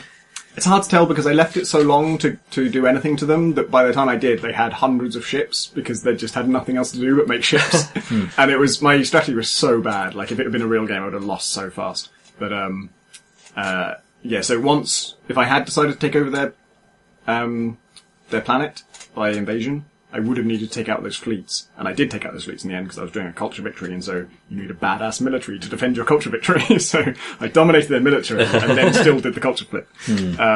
But yeah, I think if I'd been faster, at the time they tell you, your allies tell you, here's how to invade a planet, here's a troop transport thing. They're saying it as if you can just go and do it right now. And at that time I hadn't scouted the Drengian planet, so I couldn't see if it had any defences. But if it did have defences, it's a question of whether the ships they gave you to start with are good enough to take them over, or whether you have to make your own fighter ships. But I think it's probably quicker. Sounds promising. Sounds like they're, they're getting there. Yeah, it's really interesting because it's not the lead designer. It's out. No, is it? Ah. Yeah, sorry, it's out. I think it just came out on Tuesday. That's why I'm playing it, because it's been in early access for ages, and I didn't want to play an unfinished version. So now I'm playing it. Although I've already discovered a pretty serious bug where there's now one of the things you can do with Starbases is capture a resource, and the resources are like sort of luxury resources in Civ, where if you own some silk, you have like 1 point in silk, and then some things require you to have 1 point in silk. And they have those, but they're like Gerantium and Illyrium and that kind of stuff. And Illyrium's really good for beam weapons. And once you have a resource of Illyrium, one of the ships you can build is called like a prototype assassin ship, which uses a special Illyrium mega death laser, and that costs 1 Illyrium to build. And I didn't know whether that meant you have to have 1 Illyrium and then you can build them forever, or everyone you build consumes 1 Illyrium and therefore you don't have any Illyrium left and you can only build 1. So I built one, and there's a little button you can click to say, not only do I want to build this, but I just want to keep building it on loop forever. And if you click that button, turns out you do need 1 Illyrium per thing, but it doesn't check when it tries to build the next one if you click the infinite loop button. So I built like 7 of them, and I had minus 6 Illyrium, which I don't think makes any sense. So I couldn't build any Illyrium things, but I had these 6 Illyrium assassin ships that I shouldn't have had. Okay. That's weird. I think the developer said that they're basically going to spend the next 5 years supporting it with like expansions and stuff like that, which is cool. That's good. The lead designer said, yeah, he's going to be working on it for another 5 years, and he said, and that's my life, basically. By which I think he meant that he's going to be working on it full time. I think he said, and that's my entire life, or like, that's the rest of my life, or something like that. Like, it made it sound like he was dying. He's going to be dead in the next 5 years. Which is not the case. Maybe he's downloading his personality to one of the factions. Maybe that's what's breaking out in the tutorial. Shall we do questions from questions? Yeah. We have a letter from Anonymous, who says, hi guys, wanted to give you some info about the Magic Circle, since I heard your podcast, episode 86. Episode 86? Jesus Christ, that was a while back. The Ishgilda character is clearly based on Warren Spector far more than anyone else. I didn't work on the Magic Circle, but I know a guy who did, and since both he and I worked with Warren on different games, the references are pretty obvious. Yes, there are probably parts that are related to Ken Levine or Richard Garriott, but at least 90% of the Ishgilda character is Warren Spector. When I worked at Ironstorm Austin, Warren wanted to rename the studio. He wanted the name Liminal Games, like subliminal without the sub. But when he went to GDC, literally every single person he mentioned the idea to laughed in his face. So he changed his mind at the last moment, and after spending a huge amount of time trying to come up with a new name, like Angry Robot Games, we ended up just sticking with Ironstorm Austin. Another example of us being unable to make a decision, something a Magic Circle game points out really nicely. And you'll notice that the spaceship in the game is called the SS Liminal. Mentions that there's a bunch of obvious references to System Shock, which I think is in no doubt, right? We all know it's System Shock reference. And then he makes a point about Showdown, but then he takes it back in a PS, so I'm not going to read that one out. And there's another one that I think is a bit too personal to read out, because we can't verify any of this, and we don't know really whether this is true. So, the liminal thing is really interesting. If that's true, then that sounds like a direct reference. But he says, more info as I play through it, and again, if you use any of this info, please keep me as anonymous, which we have. I wanted to read this because I thought, well, firstly, that liminal detail is interesting if it's true, because that probably is a direct reference. But Jordan Thomas has been pretty clear about the fact that none of this is based on one particular character. Like, all of the people in this are amalgams of various people, and also that everything they're guilty of has to be something that he personally is guilty of. So there'll be some Jordan Thomas in Ishgilda as well as, or I think the team. Like, it doesn't have to be him personally, but him, Kane, or Stephen, the three guys who are making it.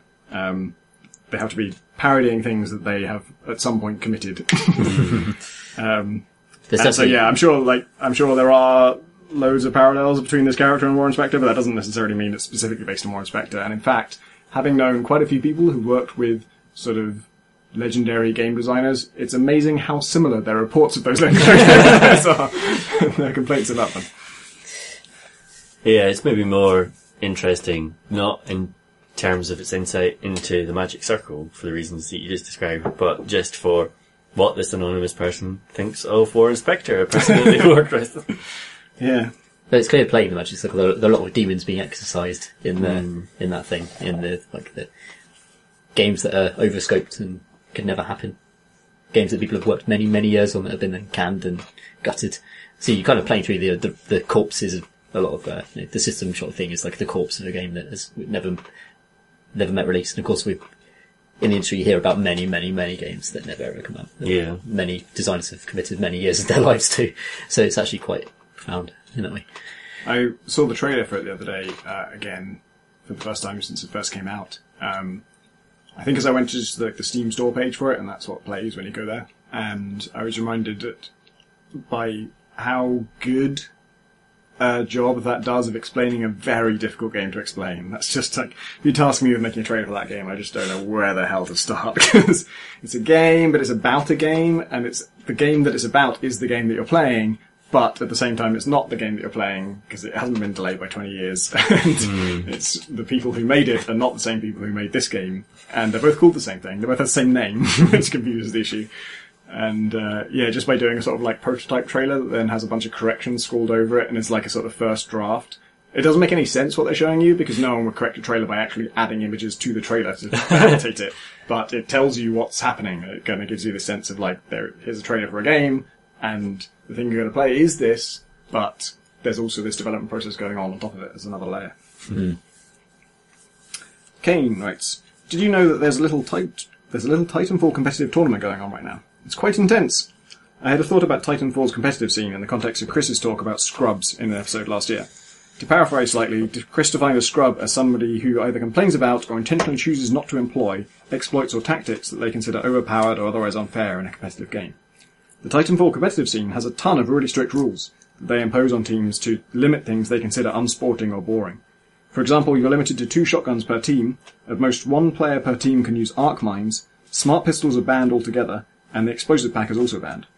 By Chris's definition, and Serlin's definition in the blog post that was being discussed in that episode, it seems that would make the entire Titanfall competitive community scrubs. Is it different when the community broadly agrees on the restrictions that they've put in place? What do you think about highly restrictive community-designed rules for competitive play? Unrelated to my question, they also have a really interestingly counterintuitive rule, which can be set in a private game lobby, making it part of the game and therefore non-scrubful. That each player only gets 1 Titan per match. For a game called Titanfall, you'd think that was that limiting people to only 1 Titan would erode the uniqueness of it, but it actually adds some really interesting strategy.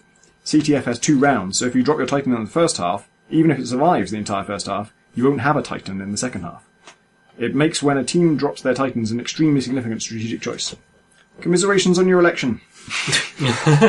And on the point of whether or not I totally agree with David Serlin, I've actually written something since about the ways in which I don't totally agree with him and his definition of what scrubs mean. I think it's very specific in some ways to the fighting game community, more so than I subsequently realised when I first read it, because it's obviously a very influential philosophical take on, what it is to play a game competitively, what's cheating, what's right. Shall we give a kind of top-down overview of what it is? I think it's almost been given in the last film. Basically, the notion of Serlin's definition of a scrub is somebody who almost plays for the aesthetic value of a particular method, chooses a way of competing for partly its aesthetic value rather than its efficaciousness in the game. It's probably there is a correct way to win. Yeah, in right. some sense. It's almost like a beautiful game, like beautiful football, right? So Arsenal deserve to win if they play beautiful football, but they it's like Chelsea, play to win. And people criticise them because they just defend and they park the bus and, and everyone else is a scrub. Defend, one goal. Gotcha. Complaining about that makes you a scrub because the idea is that if the strategy exists, if mashing out Dragon Punch after Dragon Punch wins, that is valid. That is valid. Yeah. And, so my, one of my objections to that is actually, that only applies in the context of organised competition. It doesn't actually apply in the vast majority of cases where people throw it around, which is what could be determined as learning to play or practicing.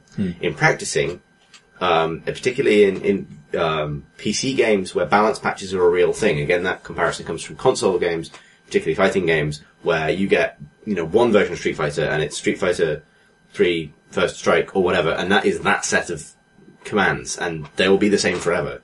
In a game which has balance patches, and particularly where players spend more time practicing than competing, experimenting with suboptimal strategies is actually really incredibly important.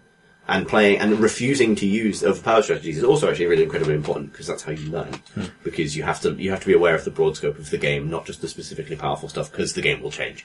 That's my objection to his thing broadly. I don't know if the podcast being referred to is back when I agreed with him, but. With regards to Titanfall, I think the process they're describing there is really the community stepping in to do something that had Titanfall sadly not really lost its momentum as a game, generally, the developers would be doing, which is determining competitive mode. It exists in every game, right? Like, there are modes in League of Legends that don't get played in tournaments, there are loads in Smite, in Dota, in Counter-Strike. in every single, in StarCraft. You don't see 2 versus 2 or 3 versus 3 as the format for competitive StarCraft. Every single esport has the way it's played competitively. Often that involves stripping out like just for fun or accessibility features. And so therefore I don't really see them as being scrubs, because it's just that the community has themselves done the job of the developer and established a set of new rules to help. There's a tremendous history of PC gaming communities doing this stuff, and often through mods where, previously, like, the way that competitive modes in Counter-Strike were formed was simply through the way modding of game modes, the creation of new game modes. And I love the idea of communities house ruling a game to make it more, viable as a competitive sport for themselves. I might plug something actually, because I'm doing in London next week on Tuesday. I'm doing so this will come out on Friday, Tuesday the 26th of May. I'm doing a talk at Video Brains in London about sport and games, basically, to come at the topic of is it sport from a different angle, because I don't think that needs to be either a validation argument or a semantic argument. And to spoil a bit of it, and it applies to this, is sport is actually rules. Sport isn't athletics. Sport isn't the action. The sport is the rule that governs the action, because otherwise what you have is just a series of actions. Kicking is not... Football isn't kicking. Football is rules that govern kicking. And therefore, the creation of rule sets to determine what you do is the sport. Like, what they have done is created Sport Titanfall by applying rules to Titanfall. A bit like you create football by applying rules to a field, a ball, and some people. Like, that is what sport is. So yeah, I would definitely not say that it's scripts on that base. It's interesting that this comes up in just like every sport. Like, one of the biggest stories of the last year was when football manager Sam Allardyce described Manchester United as long ball United, because that was like that was like rat Twitter all over again. Pretty much. Yeah. It was the fact that Manchester United have been dominant in English football for a couple of decades now, for playing very fast passing football with flying wingers and really dynamic and interesting. And so, whereas just hoofing the ball up to your big tall man who's standing up by the goals is hoofing it to the tall man. Huffing it to the tall man is that's valid. Lower division football. That's Route 1 it's called. That's the most basic fucking football. And sort of accuse Manchester United of this because they happen to have a Belgian player who's 6'8". It's scandal. And it's a constant feature of football. Chelsea have just won the English Premier League, and they've been criticised a bunch, despite playing a whole bunch of really interesting football, for just defending really, really well. Whereas Arsenal haven't won the league in over 10 years, but regularly play the most attractive looking football. And that's part of their philosophy. It's classic. On the international stage, Italy were the classic, just defend, yeah. But, it's true, but I think because these sports make their money out of spectators, so much of their money, or sponsorship is huge, but spectators as well. There's a sense among spectators that they're owed by the sport. I think that counts in. It must count in for esports as well in some sense. But that's much more common in America, I think. Right. Of although there is criticism over here of football, which is successful but not entertaining, it's much, much greater in America and in Canada. If you play basketball or baseball in ways which are deemed to be unentertaining, then people are furious about it, and managers will get sacked for it and stuff like that. Yeah, wow. Because it is. There was a case in StarCraft 2 in the GSL, the Korean tournament, where a player was kicked out of the league, and I think kicked out of his team, basically lost his job because he was in a matchup where the tournament structure meant that it didn't matter who won. There was no point in him winning it wouldn't gain him anything. And so he had just selected all his drones and just right-clicked on the enemy base, just basically attacked with all his workers, which is a strategy that is sure to fail. And it did fail, but it was considered unsportsmanlike because he didn't try to win the match, which was I'm on his side. I think if the tournament structure's fucked up, that's the tournament structure's fault. That's not your fault. Happened in real sport. there's some very poorly devised tournaments in real sports where teams have been fined for not participating in the match properly, just like having a kickabout, passing to each other and never doing anything. Yeah, because most sports have, if you've got a cup knockout tournament, then you have seeding, for example. So who you're going to play in the next round is determined partly by whether you're first, second, or third. But if you remove that, then players will sometimes, teams can play for second place rather than playing for first place. Yeah, and it's also the reason why a lot of the final stages of major tournaments are matches are played simultaneously, because obviously, if you know that it doesn't matter, whether you win or lose, then the match is over. Anyway, it's interesting to see like these parallels between real sport and obviously because like esports is a real sport because it behaves in the same way. It is. It's one of the things I'm going to talk about. Like, it's there are far too many parallels that to get hung up on whether or not it's real exercise seems like such a like it's a secondary thing. Like there are a shitload of things in real life that are tiring, make you a bit puffed, and a lot of them aren't sports. You know what I mean? Like, but as soon as you apply rules to them, they become sports. So therefore, what's the sport? Is it the getting tired, or is it the rules? They're all very awkward. Like Parliament defines mind sports differently to mind sports. So we're talking about chess and things like that. Like things that are chess is an Olympic golf sport, is always golf is a really interesting case because there's lots of people who say that golf isn't a sport; it's a pastime. But it's like, well, massive amounts of skill involved. This gets into semantic territory. It goes into. Yeah, it's another one. It's one of the least physically active sports. Mind sport. Mind sport. Slow sport where you can be fat. There's a huge amount of physical skill involved in this thing, and precision posture and stuff. A lot of the stuff to do with like competitive versus entertainment is relevant outside of sport in games as well. And there was a really interesting article on a board games website a few weeks ago about this, about people who approach a board game and one person is, like say Warhammer, one person is there to learn and to have fun and one person is there to just win. And how spoils it for everyone. Intent basically going in when it's not clear could just cause arguments, can cause friendships to be destroyed, could just cause both people to not have a good time. And like this was a person who's a teacher and runs like an after school game club where like someone will rock up with like who's never played Warhammer, has just bought their first army and it's really kind of basic and they're really excited to play, and the experienced player who's got like this fucking huge army which is brilliant and is just gleeful with the opportunity to destroy this person who's never played the game before. Oh man, it's just like they're both playing in the way that they want to play,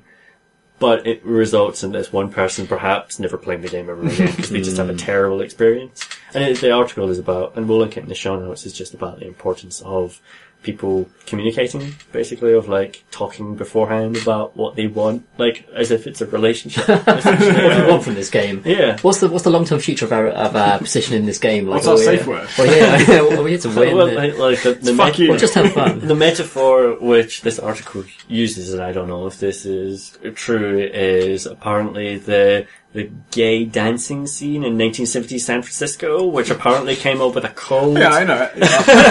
Apparently came up with a code based on handkerchiefs in your back pocket and like which pocket it was in, and I think what colour it was, and that like communicated to other people whether you were single and looking or whether you were just there to dance or whether you were that sort of stuff. I wish that was that should in every social situation.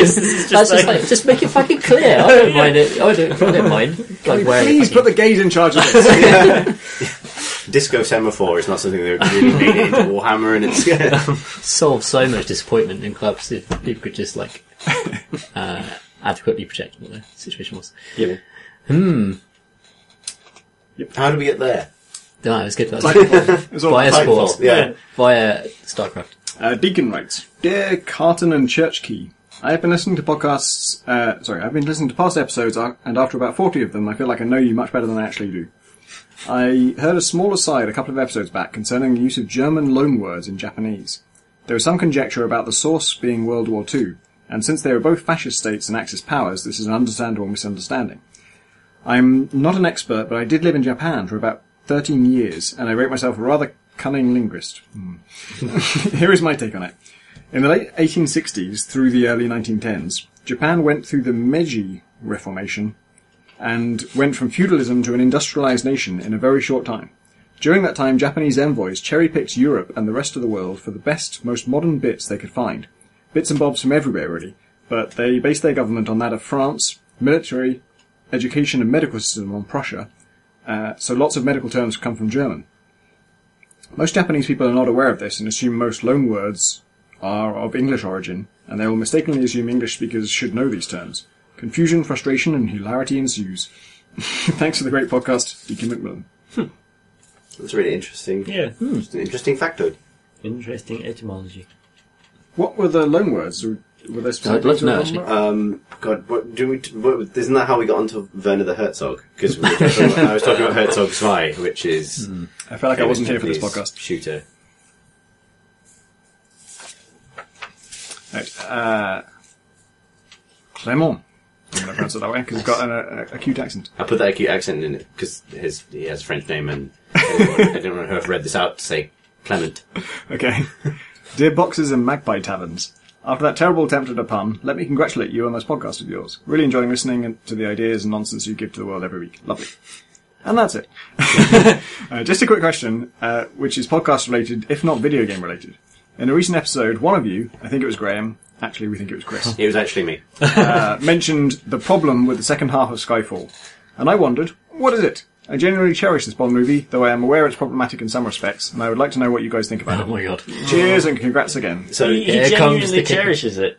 Do we want to destroy it? alright, I'll start by explaining what I meant when I referred offhand to the problem with the second half of Skyfall. And I can't remember what the game context for this was. It doesn't matter anymore, Chris. But Skyrim, probably. my problem with the second half of Skyfall is that it's, and I, to be honest, I'm not a huge James Bond fan generally, and I enjoyed the deconstruction of that character that happened at the beginning of the Craig Bonds, and more broadly lament its just turning back into Bond. But in Skyfall's particular case, there's a moment basically midway through that movie where the need to make a James Bond 50th anniversary special that sets up the next generation of movies by basically leaning on nostalgia, effectively swallows the movie that is being set up in the first half of the film. The movie set up in the first half of the film it's not exactly hugely original, but it's about, the extent that people will go to kind of protect state secrets. It's about an old spy movie concept, which is about the big list of agents' names being leaked and that kind of thing. And there's a villain with a set of motivations and, to do with presumably data security. It feels like they wrote a film where the villain was functionally a merger of Blofeld and Julian Assange. And that was the film that they chose to write. And then about the midway point of Skyfall, pretty much exactly after he uses the radio and the helicopters show up to rescue him from that island off the coast of Japan, I think it is. It turns into the James Bond Universal Studios tour ride. Where, it kind of establishes that the Craig Bond is actually in continuity somehow with the jetpack Bond and the ejector seat Aston Martin Bond and all this stuff. And it goes to the big warehouse full of old Bond toys, there's loads of quips, it does loads with the backstory. And it ends with the restoration of the old Bond status quo. Basically, fundamentally undoing every interesting creative change someone made to that series since Brosnan. It gets rid of, it gets rid of female M, it restores Q to a role of wiry British, very, different actor, but, Yeah. it takes the character, it takes the most prominent female agent in those films, and the reveal is that she's Moneypenny and will be sat behind a desk forever now. It's this act of... You thought I was a cool spy, but actually I'm a I'm not... I actually, even in cases where I really do love the source material, like Star Wars, like I was talking about earlier, I don't trust that remember the good old days urge in creative anything. Obviously in some cases people try and change things and they really fuck it up. And I get that not everyone likes Casino Royale, I really did. But that for me was just so galling, because it's fan service, but it's not saying anything. It has nothing to say other than remember this. There's also a massive, tonal conflict in the last section where you have that nostalgia, which is actually really, the car stuff is kind of fun, and then it goes into dark, look, this is where Bond came from stuff, which is really never been what James Bond's been. It's never been about, like, digging up the past and having this old, dark Scottish manor and then this, like, harrowing chase across the moors in the dark where, you know, you're being shot at and you're injured. And this kind of, that, you're doing the bright, kind of happy, hey, look at all the cool things you remember about Bond and its history and celebrating the history into this kind of, combined at the same time with this dark, horrible, kind of harrowing thing. And then a kind of, like, reversal at the end, that rewind, as you say. That darkness would be fine with the movie that starts off as. Yeah. That's what I think, like, it's not like, I mean, I talk about there being a clean break. There almost is, but it's almost like the movie that it used to be fights back. Like M's speech, about, you know, essentially, she basically gives the Night's Watch oath at the end of that film, where, like, we're the shield that guards the realms of men. Like, and, you know, she gives this speech which is about, like, and she's not necessarily right, and it's quite scary, but it's about, like, why she believes she should be above the law in order to do whatever. Yeah. And it's quite a powerful moment for that character, which is completely undercut because the action sequence that surrounds it is completely ridiculous. Like, that's more my problem with it. Like, I hate the Moneypenny thing. I don't mind so much, the introduction of Q, partly because I really like Ben Whishaw as an actor. He's so great. I'm glad that he's part of it, and I don't mind that Ralph Fiennes joins the cast because I really like him as an actor as well, and, you know, that's fine. But the second half of that film makes no fucking sense whatsoever. Like, bad guy's plan was to apparently be deliberately caught. Oh, yeah. Which is a lame-ass thing, knowing a particular thing that he would be able to escape, and then there's this... And He's then hacked us! He's like, all these years of planning, and his plan is to basically dress up as a policeman and walk into the fucking courtroom where Judi Dench is, like, giving testimony, and then Bond's plan for protecting them is to go to a fucking abandoned Scottish house that he's never been to in like 40 years, and the fucking groundskeeper is still there. Do you know who was originally played by Sean Connery? So, It was originally going to be Sean Connery as well.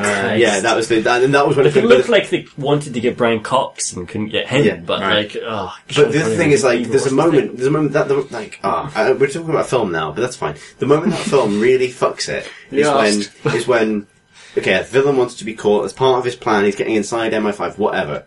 He escapes, he goes down the thing, and yes, he's planned his route out through where he knows MI5 will go, or something like that. So, the secret tunnels, really Churchill's tunnels. So he's going out through the subway tunnels, and Bond catches him just as he's climbing a ladder back up to the street level. And Bond's standing there in the lower tunnels, and he's up there on a ladder, and he says something like, you know, I've got a present for you, Mr. Bond, or something, at which point he presses a button, the wall explodes, and an empty underground train comes through the wall and crashes down on top of Bond. And it's obviously supposed to be a death trap. And obviously there are convoluted death traps in James Bond all the time. But how do you plan to be on a ladder knowing the tunnels and know that the man who poses the biggest threat to you will chase you? And you know that he'll chase you to the point where you know where to blow up to get a train that is empty to go through the wall to land on that man. If you're standing anywhere else, then it's not going to work. Like... And it still doesn't work, goddammit. I mean, only I've planned this slightly better. Honestly, like, I don't necessarily think you can complain with, you know, you can't complain about, like, oh, why does he explain his evil plan and not just shoot him? Because it's, you know, there's certain tropes that you can kind of maintain. But that moment it makes so little sense that, like, it makes, I'm going to lower you into a vat of sharks. Look, like, that at least makes physical sense. Like, you can see, it's sharks would kill you. It's a stupid idea, but it's not so impossible to set up that it breaks the film. Whereas, like, everything about the logistics of that trap, like, it just doesn't make any sense. Like, it's so fun. To vaguely relate this to video games, I find that video games are giving me a much more discerning taste in action movie. Like, I really need the mechanics of the movie to make sense now, because having played... I mean, I played video game versions of every movie scene you can think of, you know, every action scene you could ever want to do. I played the real version of that. And by real, I mean fake. Because, I mean video games. But video games have to have consistent rules. Most of the time they do, like, Call of Duty maybe not. But, like, the Counter-Strike version of every gunfight you've ever seen actually does obey consistent rules. And so if you play Counter-Strike more than 3 times, you know what those rules are, and you know what you can and can't get away with, and you know that running out in front of a bunch of people shooting at you just doesn't fucking work. You're just a fucking idiot if you're doing that. And so every time Bond does that, I just tune out. I'm just like, you're just a fucking moron. I don't care that none of the bullets hit you. You're a fucking moron. You would have been killed by any reasonable definition of the word. Kind of why Edge of Tomorrow works. Oh, is because he just dies constantly. It's like, of course you fucking die constantly. You're an action hero. I mean, I think it comes back almost like to bad GMing as well. Like, that moment when the train comes crashing through the wall is a lot like, I don't know, like the GM didn't really anticipate the player would catch up with the boss, so it's like, oh, a train crashed through the wall. It's like, where did the train come from? No. Oh, we planned it. It was a trap. It feels like there are a couple of instances in that film where the script bends around the action scene, so that they've clearly come up with the action scene first, and then they have to go, oh, we have to make this work and fit this in somewhere, because we've probably filmed half of it now, and scripted it. Action scenes in action films are best when the conflict that's happening as two people punch each other is resolving some sort of either narrative conflict or emotional conflict between the characters. And when it doesn't have that, it feels empty. And when it also then breaks the rules of reality, it feels doubly so. Which is why, for example, the fight scenes in the first Matrix films work when there is a genuine rivalry and a certain element of physics being observed, and they're about self-actualization, versus the second film, where just like Neo fights at like 10,000 Agent Smiths, for no particular reason whatsoever, and then at the end of it, Neo just flies away, and the Agent Smiths are still there. That doesn't mean anything. Or the Die Hard films, where like from the first film, where like the grandest stunt in the first Die Hard film is the helicopter explosion on the top of the building, and he swings over the side with the fire hose, which is like stretching credulity, but would actually physically function, and the rest of it is just like moving about the innards of the infrastructure of a skyscraper. Yeah. And one of the coolest moments is when he gets his feet all cut open with glass. Yeah. Versus the fourth film, where he gets hit by a car going at like 70 miles an hour and just immediately gets up and walks away, and then like 4 minutes later launches a car into the air in order to destroy a helicopter. Both of which, like, the first one would have killed him, and the second one is physically impossible.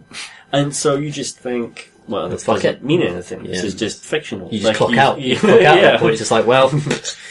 Though I would say actually, Die Hard 1 is not an unpopular film. Pretty well. It's great. Very well regarded. And yet, you're right, that is like a game that rigorously regards like physics and mechanics, and just says, okay, here are the rules, here's the limited, very restricted situation, here's the action we can milk out of that. Yeah. It's Visible Link. It's Visible Link. It's even set inside offices. But this is one of the reasons that, like, the Casino Royale thing, they did it before in Bond. They just sort of forgot it. It's like, the great bit in Casino Royale when it kind of all goes to shit at the end, and he races off in his kind of Bond sports car, and everyone knows what that symbol means. Like, it means car chase, right? Like that, and Bond is like both pissed up and on shitloads of painkillers at that point, I think, because he's been shot, and he's sort of herring down these roads, and then you have this like almost like 2-frame image of Eva Green's character tied up in the road in front of him in the headlights, and he flips the car over, and the chase lasts like 15 seconds, and then the car just tumbling down a hill.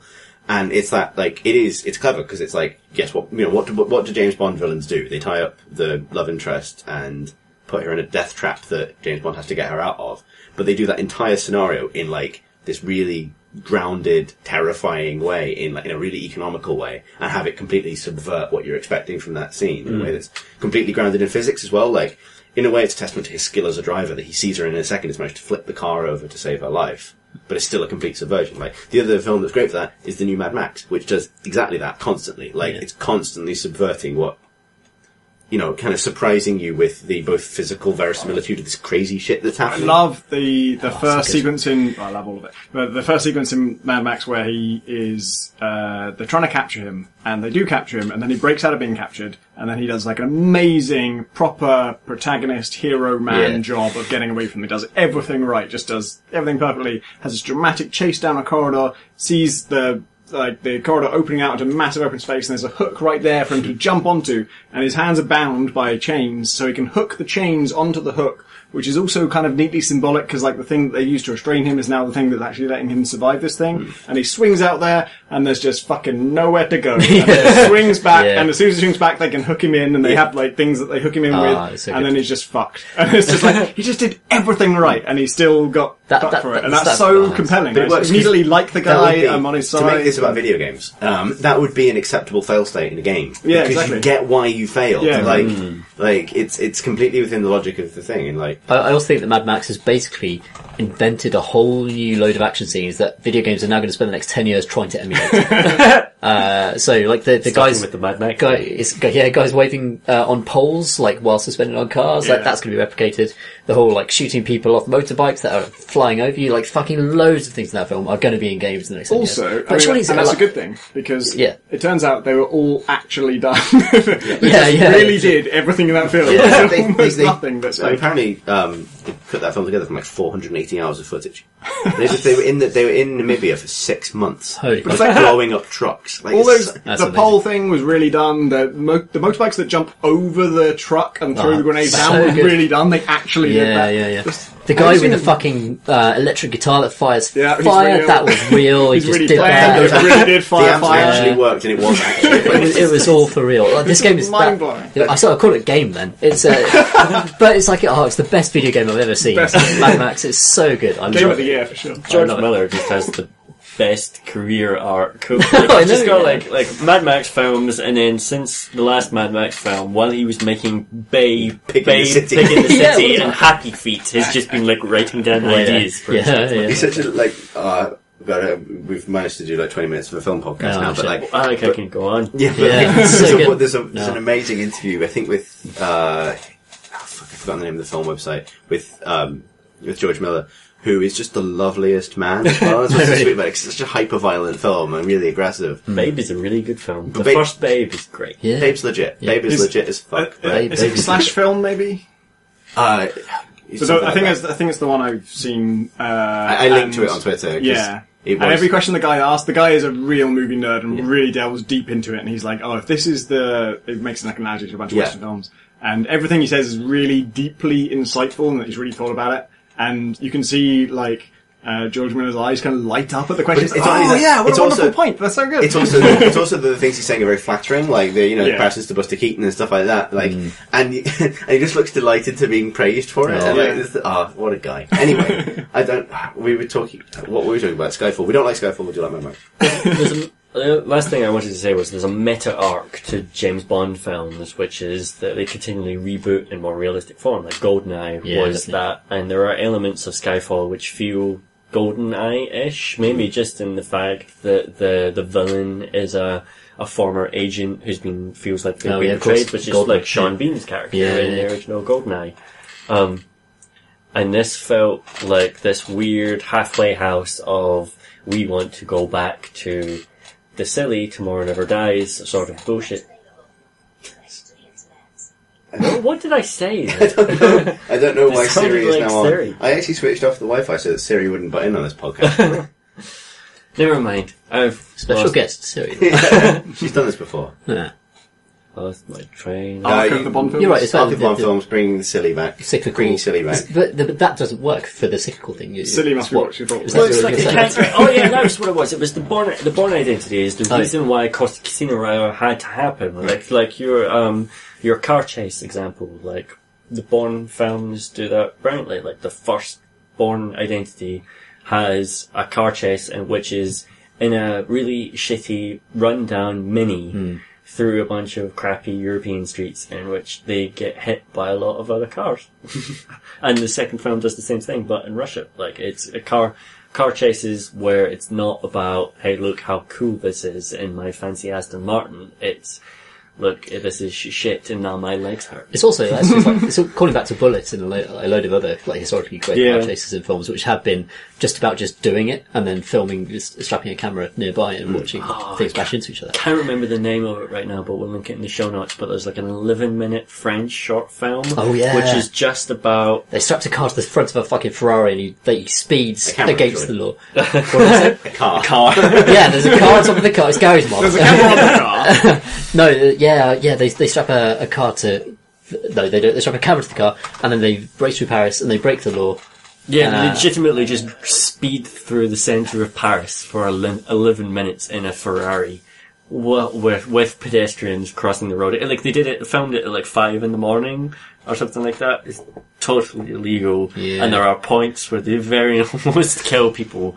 And it's just a short film of like 11 minutes of speeding through the streets of Paris, and at the end, the car like skids to a halt, and you hear a car door close, and a guy walks in front, and he embraces a woman, and just like hugs his girlfriend or whatever it is. That's the end of the film, but it's a like incredible kind of speeding scene. Oh, Blues Brothers is also weirdly the other example of this, where they just legitimately sped cars through the streets of Chicago, and got the National Guard in and stuff like that, and crashed literally dozens of police cars. And when they asked for permission from Chicago to do this stuff, the local government said, "No, you lunatics!" Right. And so they got mobsters to help them with influence. No way. Because it was Dan Aykroyd and John Belushi, and they were like from Chicago and hugely beloved in America at that point, and they had, many friends. Also, French Connection, like an amazing cartoon. Yeah. French Connection. Anyway, that was a 45-minute film podcast that intruded on that. Yeah. So. We like films as But well. thank you for the question. And that's why I'm sorry we don't like the film you like. But for many very precise reasons. I hope we made you dislike it too. Otherwise, it's a giant waste of time. And if you ever choose to strap a car to a car, I will still watch that film. When Actually, that does happen in Mad Max. Sweet, it's so right. Yeah, It's the best film ever. Yeah, there's a car with just another car on it. Yeah, man. We have one last question. It's about video games. Hooray. Hello, gents. This is mostly a Chris question, but wait, don't stop reading. It's not about Dota. Yay. I understand the idea of playing a game on hard to further sell the experience that your back is against the wall, but what about a game where it makes more narrative sense to be completely in control? A good example of this is Star Wars The Force Unleashed. I hated how, even on normal difficulty, it would take 4 or 5 lightsaber swings to down just one stormtrooper, and I felt too vulnerable to even... too vulnerable considering I was a master of time, space, and the wonky havoc physics. Easy difficulty sold me on actually being a Jedi. Normal difficult sold me on it mostly being a shit video game. Has anyone ever dropped the difficulty for a similar result? Cheers, Tom. And a bonus question, do you guys and gals listen to any podcasts about games? My workday has a lot of podcastable time, and your back catalogue is almost dry. So to the first question, Invisible Link is a really interesting example of like the difficulty totally changing the experience. I think, for me, experience is about right for it, and it does change the fantasy. It changes who you are and how you play it. I think you don't want to drop it down also once you've actually reached the levels. Yeah, you want to keep it as high as you can, but it is the new easy mode is definitely worthwhile for new players. Deus Ex, all 3 Deus Exes have different points to make about this, I think. Deus Ex the first is... I only really play it on realistic difficulty, which is the maximum one, and to be honest, it makes almost no difference. Easy is not much easier at all. It's just a game where if you get shot in the head, you fucking die. That's just how the game works. And the difficulty level, I don't know what it changes exactly, but it's not that. Deus Ex 2, the reason I wanted to read this question is because this question made me specifically think of that. Because he says that his problem with Force Unleashed is that it takes 4 or 5 lightsaber swings to down one stormtrooper, which is fucking absurd. That's completely... just don't fucking make a Star Wars game if you want to make that game. Like, what the hell are you doing? Even touching Jedi fiction, if you think it takes 4 or 5 swings of a lightsaber to kill a stormtrooper. That's absurd. And I had the same kind of feeling with Deus Ex 2, when I first tried to shoot someone in the face and it didn't kill them. I was annoyed about that, and loads of people were annoyed about that, and it's one of the reasons Deus Ex 2 is so widely hated. Is that it just kind of betrayed realism to the point where it sort of seemed like it wanted to make things into like bullet spun nutrition battles, which made no sense. But you can, all of the difficulty settings in Deus Ex 2 are in INI files. So you can actually edit the INI files and just change the multipliers for everything. You can change the multipliers for damage you do to enemies and damage enemies do to you. And so the first thing I did, even with the Deus Ex 2 demo, even before the full game was even finished, I modified the difficulty so that I think I multiplied all damage you deal by 4 times, so that a headshot would always kill someone.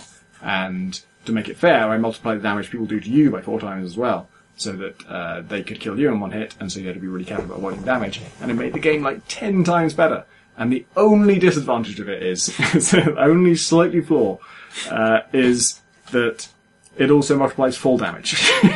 And the game is one of those ones where, like, fall damage kicks in pretty early, but is mild, and it's only if you fall a really long distance that it kills you. So if you fall, like, one story, it'll take off 5% of your health or something. But if you're multiplying all damage by 4, whatever the amount of health it does take off normally ends up being fatal.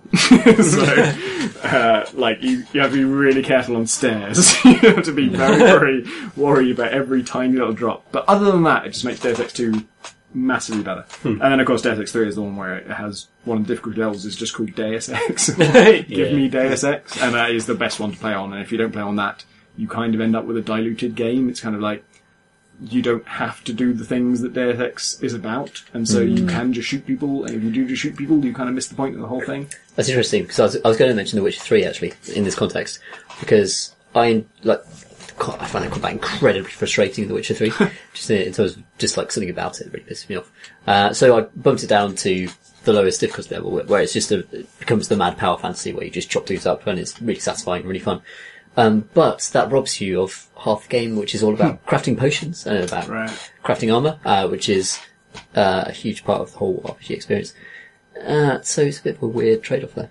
I've just started on Witcher 3. I played maybe, because it came out today when we're recording this, and I played maybe 4 hours of it today, and I fucking hate the combat already. And it's like, horrible, isn't it? And it's like, it makes sense that, say, like the first kind of boss battle, so to speak, that you do is against a griffin. Yeah. It kind of makes sense that is hard. Terrible fight. But just like, so bad. There are points where you're just fighting against bandits, and, you know, like, it's not a lightsaber that I'm wielding, but it is a sharp bit of steel, and I just have to smack them round the chops, like I've got a wet fish in my hand, in order to whittle down their health bar.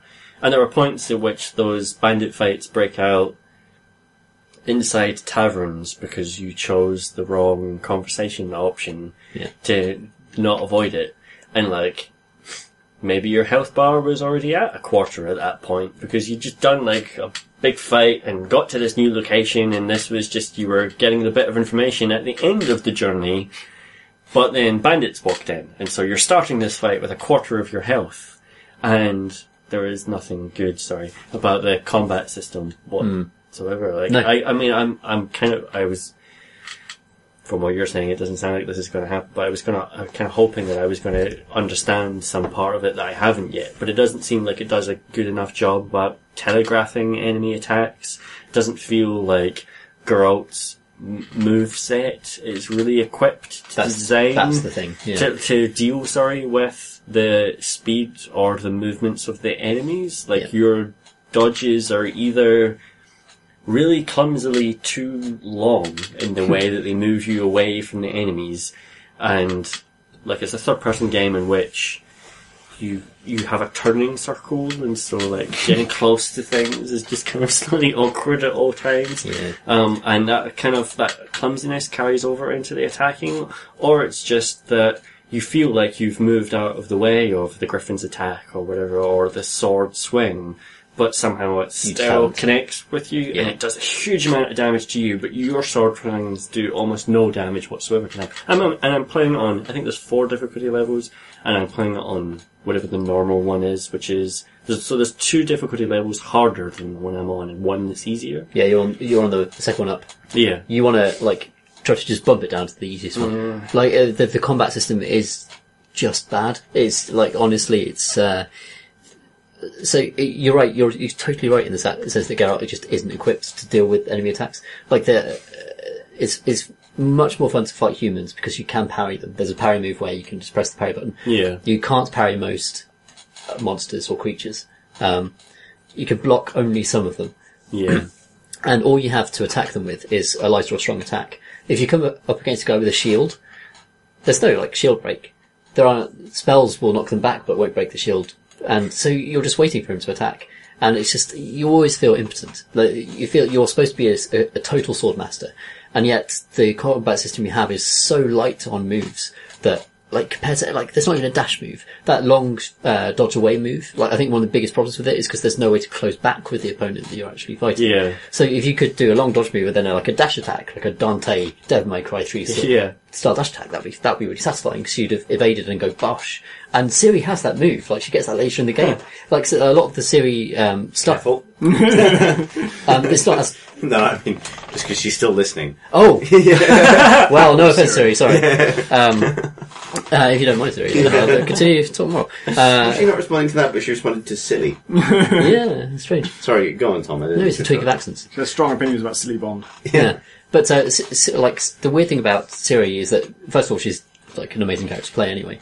But all of the combat tweaks they make for her improve the combat system immensely. So her dodge is a teleport, where she just shimmers sideways, and she's invincible during that teleport. And that solves so many of the problems with dodging in that game, where you just get hit irrespective of, like, whether you dodged or not. Like, a lot of the Witch 3, the problems are that you've made the correct decision, but now you've been punished for it. Because all of the monsters have different, like, hit lengths, and your moveset isn't calibrated to any of them. Yeah. That's really the central thing. Like, it just feels like they haven't thought about that at all. And it's odd after coming after straight off Bloodborne, where that stuff is just absolutely minute calculated, and your sword strikes and your range and the enemy's range is always so precise and feels really mostly accurate when you're dodging. It's like, I don't know, the standards have gone up for that type of combat now. It's even just like Batman, you know, I don't necessarily want every third-person combat game to have me kind of sliding, teleporting towards enemies in order to make my punches land and that sort of stuff. I do. But there are, but like you'll get attacked by multiple enemies at a time, and I swear that their sword swings are sometimes faster than my fast attacks are. Yeah. And their ability, like, there are points where the game just says, no, you can't perform that move right now because you're in the middle of a different animation. That's completely correct, yeah. And the enemies don't seem to have that, so even if they're in a stagger animation, then they can still sometimes instantly block in a way that I can't. And then I swear, I haven't played it enough yet to know for sure, but it feels like there are random dice rolls involved. Like, I mean, there's critical hit damage that happens sometimes, and I can't work out under what circumstances that critical hit damage does happen. But there are times as well where just I will, like, use my fire bolt sign, whatever it's called, Iconia, and sometimes it does tiny little bit of damage, and they have like a bit of their clothing is on fire, and sometimes their entire body goes on fire, and they do a huge amount of damage. And I can't. Doesn't seem to be based upon proximity. No, that's a dice roll thing. There's also like critical hits as well. Like strikes from behind do more damage, but there's also like critical hit thing that's built into your weapons that as part of the RPG stat upgrade system that you can maximise if you want to and stuff. Okay. But that stuff never meshes that well with a real-time combat system, and I wish it was more of an Arkham or like more closely a Shadow of Mordor system where it was just if Geralt presses attack. Okay, so the reason why Batman's system is amazing is because Batman doesn't punch thin air. If you press punch as Batman as a fucking combat expert is going to fucking punch someone. And that's how that system, it feels like that's the core tenet of that entire combat system is that Batman is never wrong. if Batman has pressed attack, he's going to fucking attack someone correctly. Maybe they'll block it, but he will hit them. He's not just going to fucking punch thin air. And Geralt is a mutated fucking master monster hunter mega fighter. And the same rules would happily apply. It took me like nine times to beat 3 fucking bandits in a pub. Because when it started off, I had like a third of my health because I wasn't expecting a fight. And then I was in close encounters with dodge mechanics that didn't really work properly, and a sword that didn't seem to do as much damage as my enemy's swords. Unfortunately, once you level up a bit, there's a perk. Basically, the perks in the game seem to be devoted to fixing its own combat system. So one of the perks is reduce the amount of damage you take while dodging. So if you just power that up, then you take negligible damage. Negligible damage. Negligible damage. Almost no dance damage. So that helps the game enormously. So that feels fairer. And you can upgrade your spells to be actually useful. Like the Quen spell is the best spell in the game. Okay. The thing that casts a shield around you. That's good to know. Because so far, the balance for the stuff is that you can eat stuff during combat. So it's have some bread. Geralt is the guy who's getting his ass kicked by some poxy little bandits, but then he's eating some bread in the middle of the fight. Yeah. Hang on, I gotta have this baguette. No. Yeah. But, there's so much in The Witcher 3 to love that it's worth whacking it down to just, bang on easy level and just say, okay, combat is trivial, let's just enjoy the kind of I am really ambience. enjoying everything else. It's there's so much to love there. But yeah, you're right, the combat is shit. That's all the questions we have anything to say about. If you'd like to send us a question for a future podcast, you can do so by emailing us at questions@crateandcrowbar.com. Yes, I did almost forget the email address. What else do I say at this point? You can tweet us your questions at Crate and Crowbar. You can also leave questions on the forum at crateandcrowbar.com/forum, which is also where you can discuss this episode. There'll be a thread there for that as well. Or you can follow us on Twitter as individuals. I'm at C Thurston, that's CTHURSTEN. I am at Gonnas, GONNAS. I'm at PCGludo, and as an addendum, I'd like to thank Tom Francis for bringing the most excellent whiskey to this podcast, which I've enjoyed much of. The thank you, Tom. Created a mini podcast about fun. Yeah, hooray! It is Abelur. It's very nice. I love Abelur. Abelur's lovely. We just drank much of it. It's just confirmed what we already knew. And I am Tom Francis. What? It's the best whiskey. I'm telling you, it's the best. My Twitter handle is at Pentadact, PENTADACT. It's not the best. Thanks for listening. Sorry. Oh, good whiskey. I was fine until you mentioned the whiskey, and suddenly it had an effect.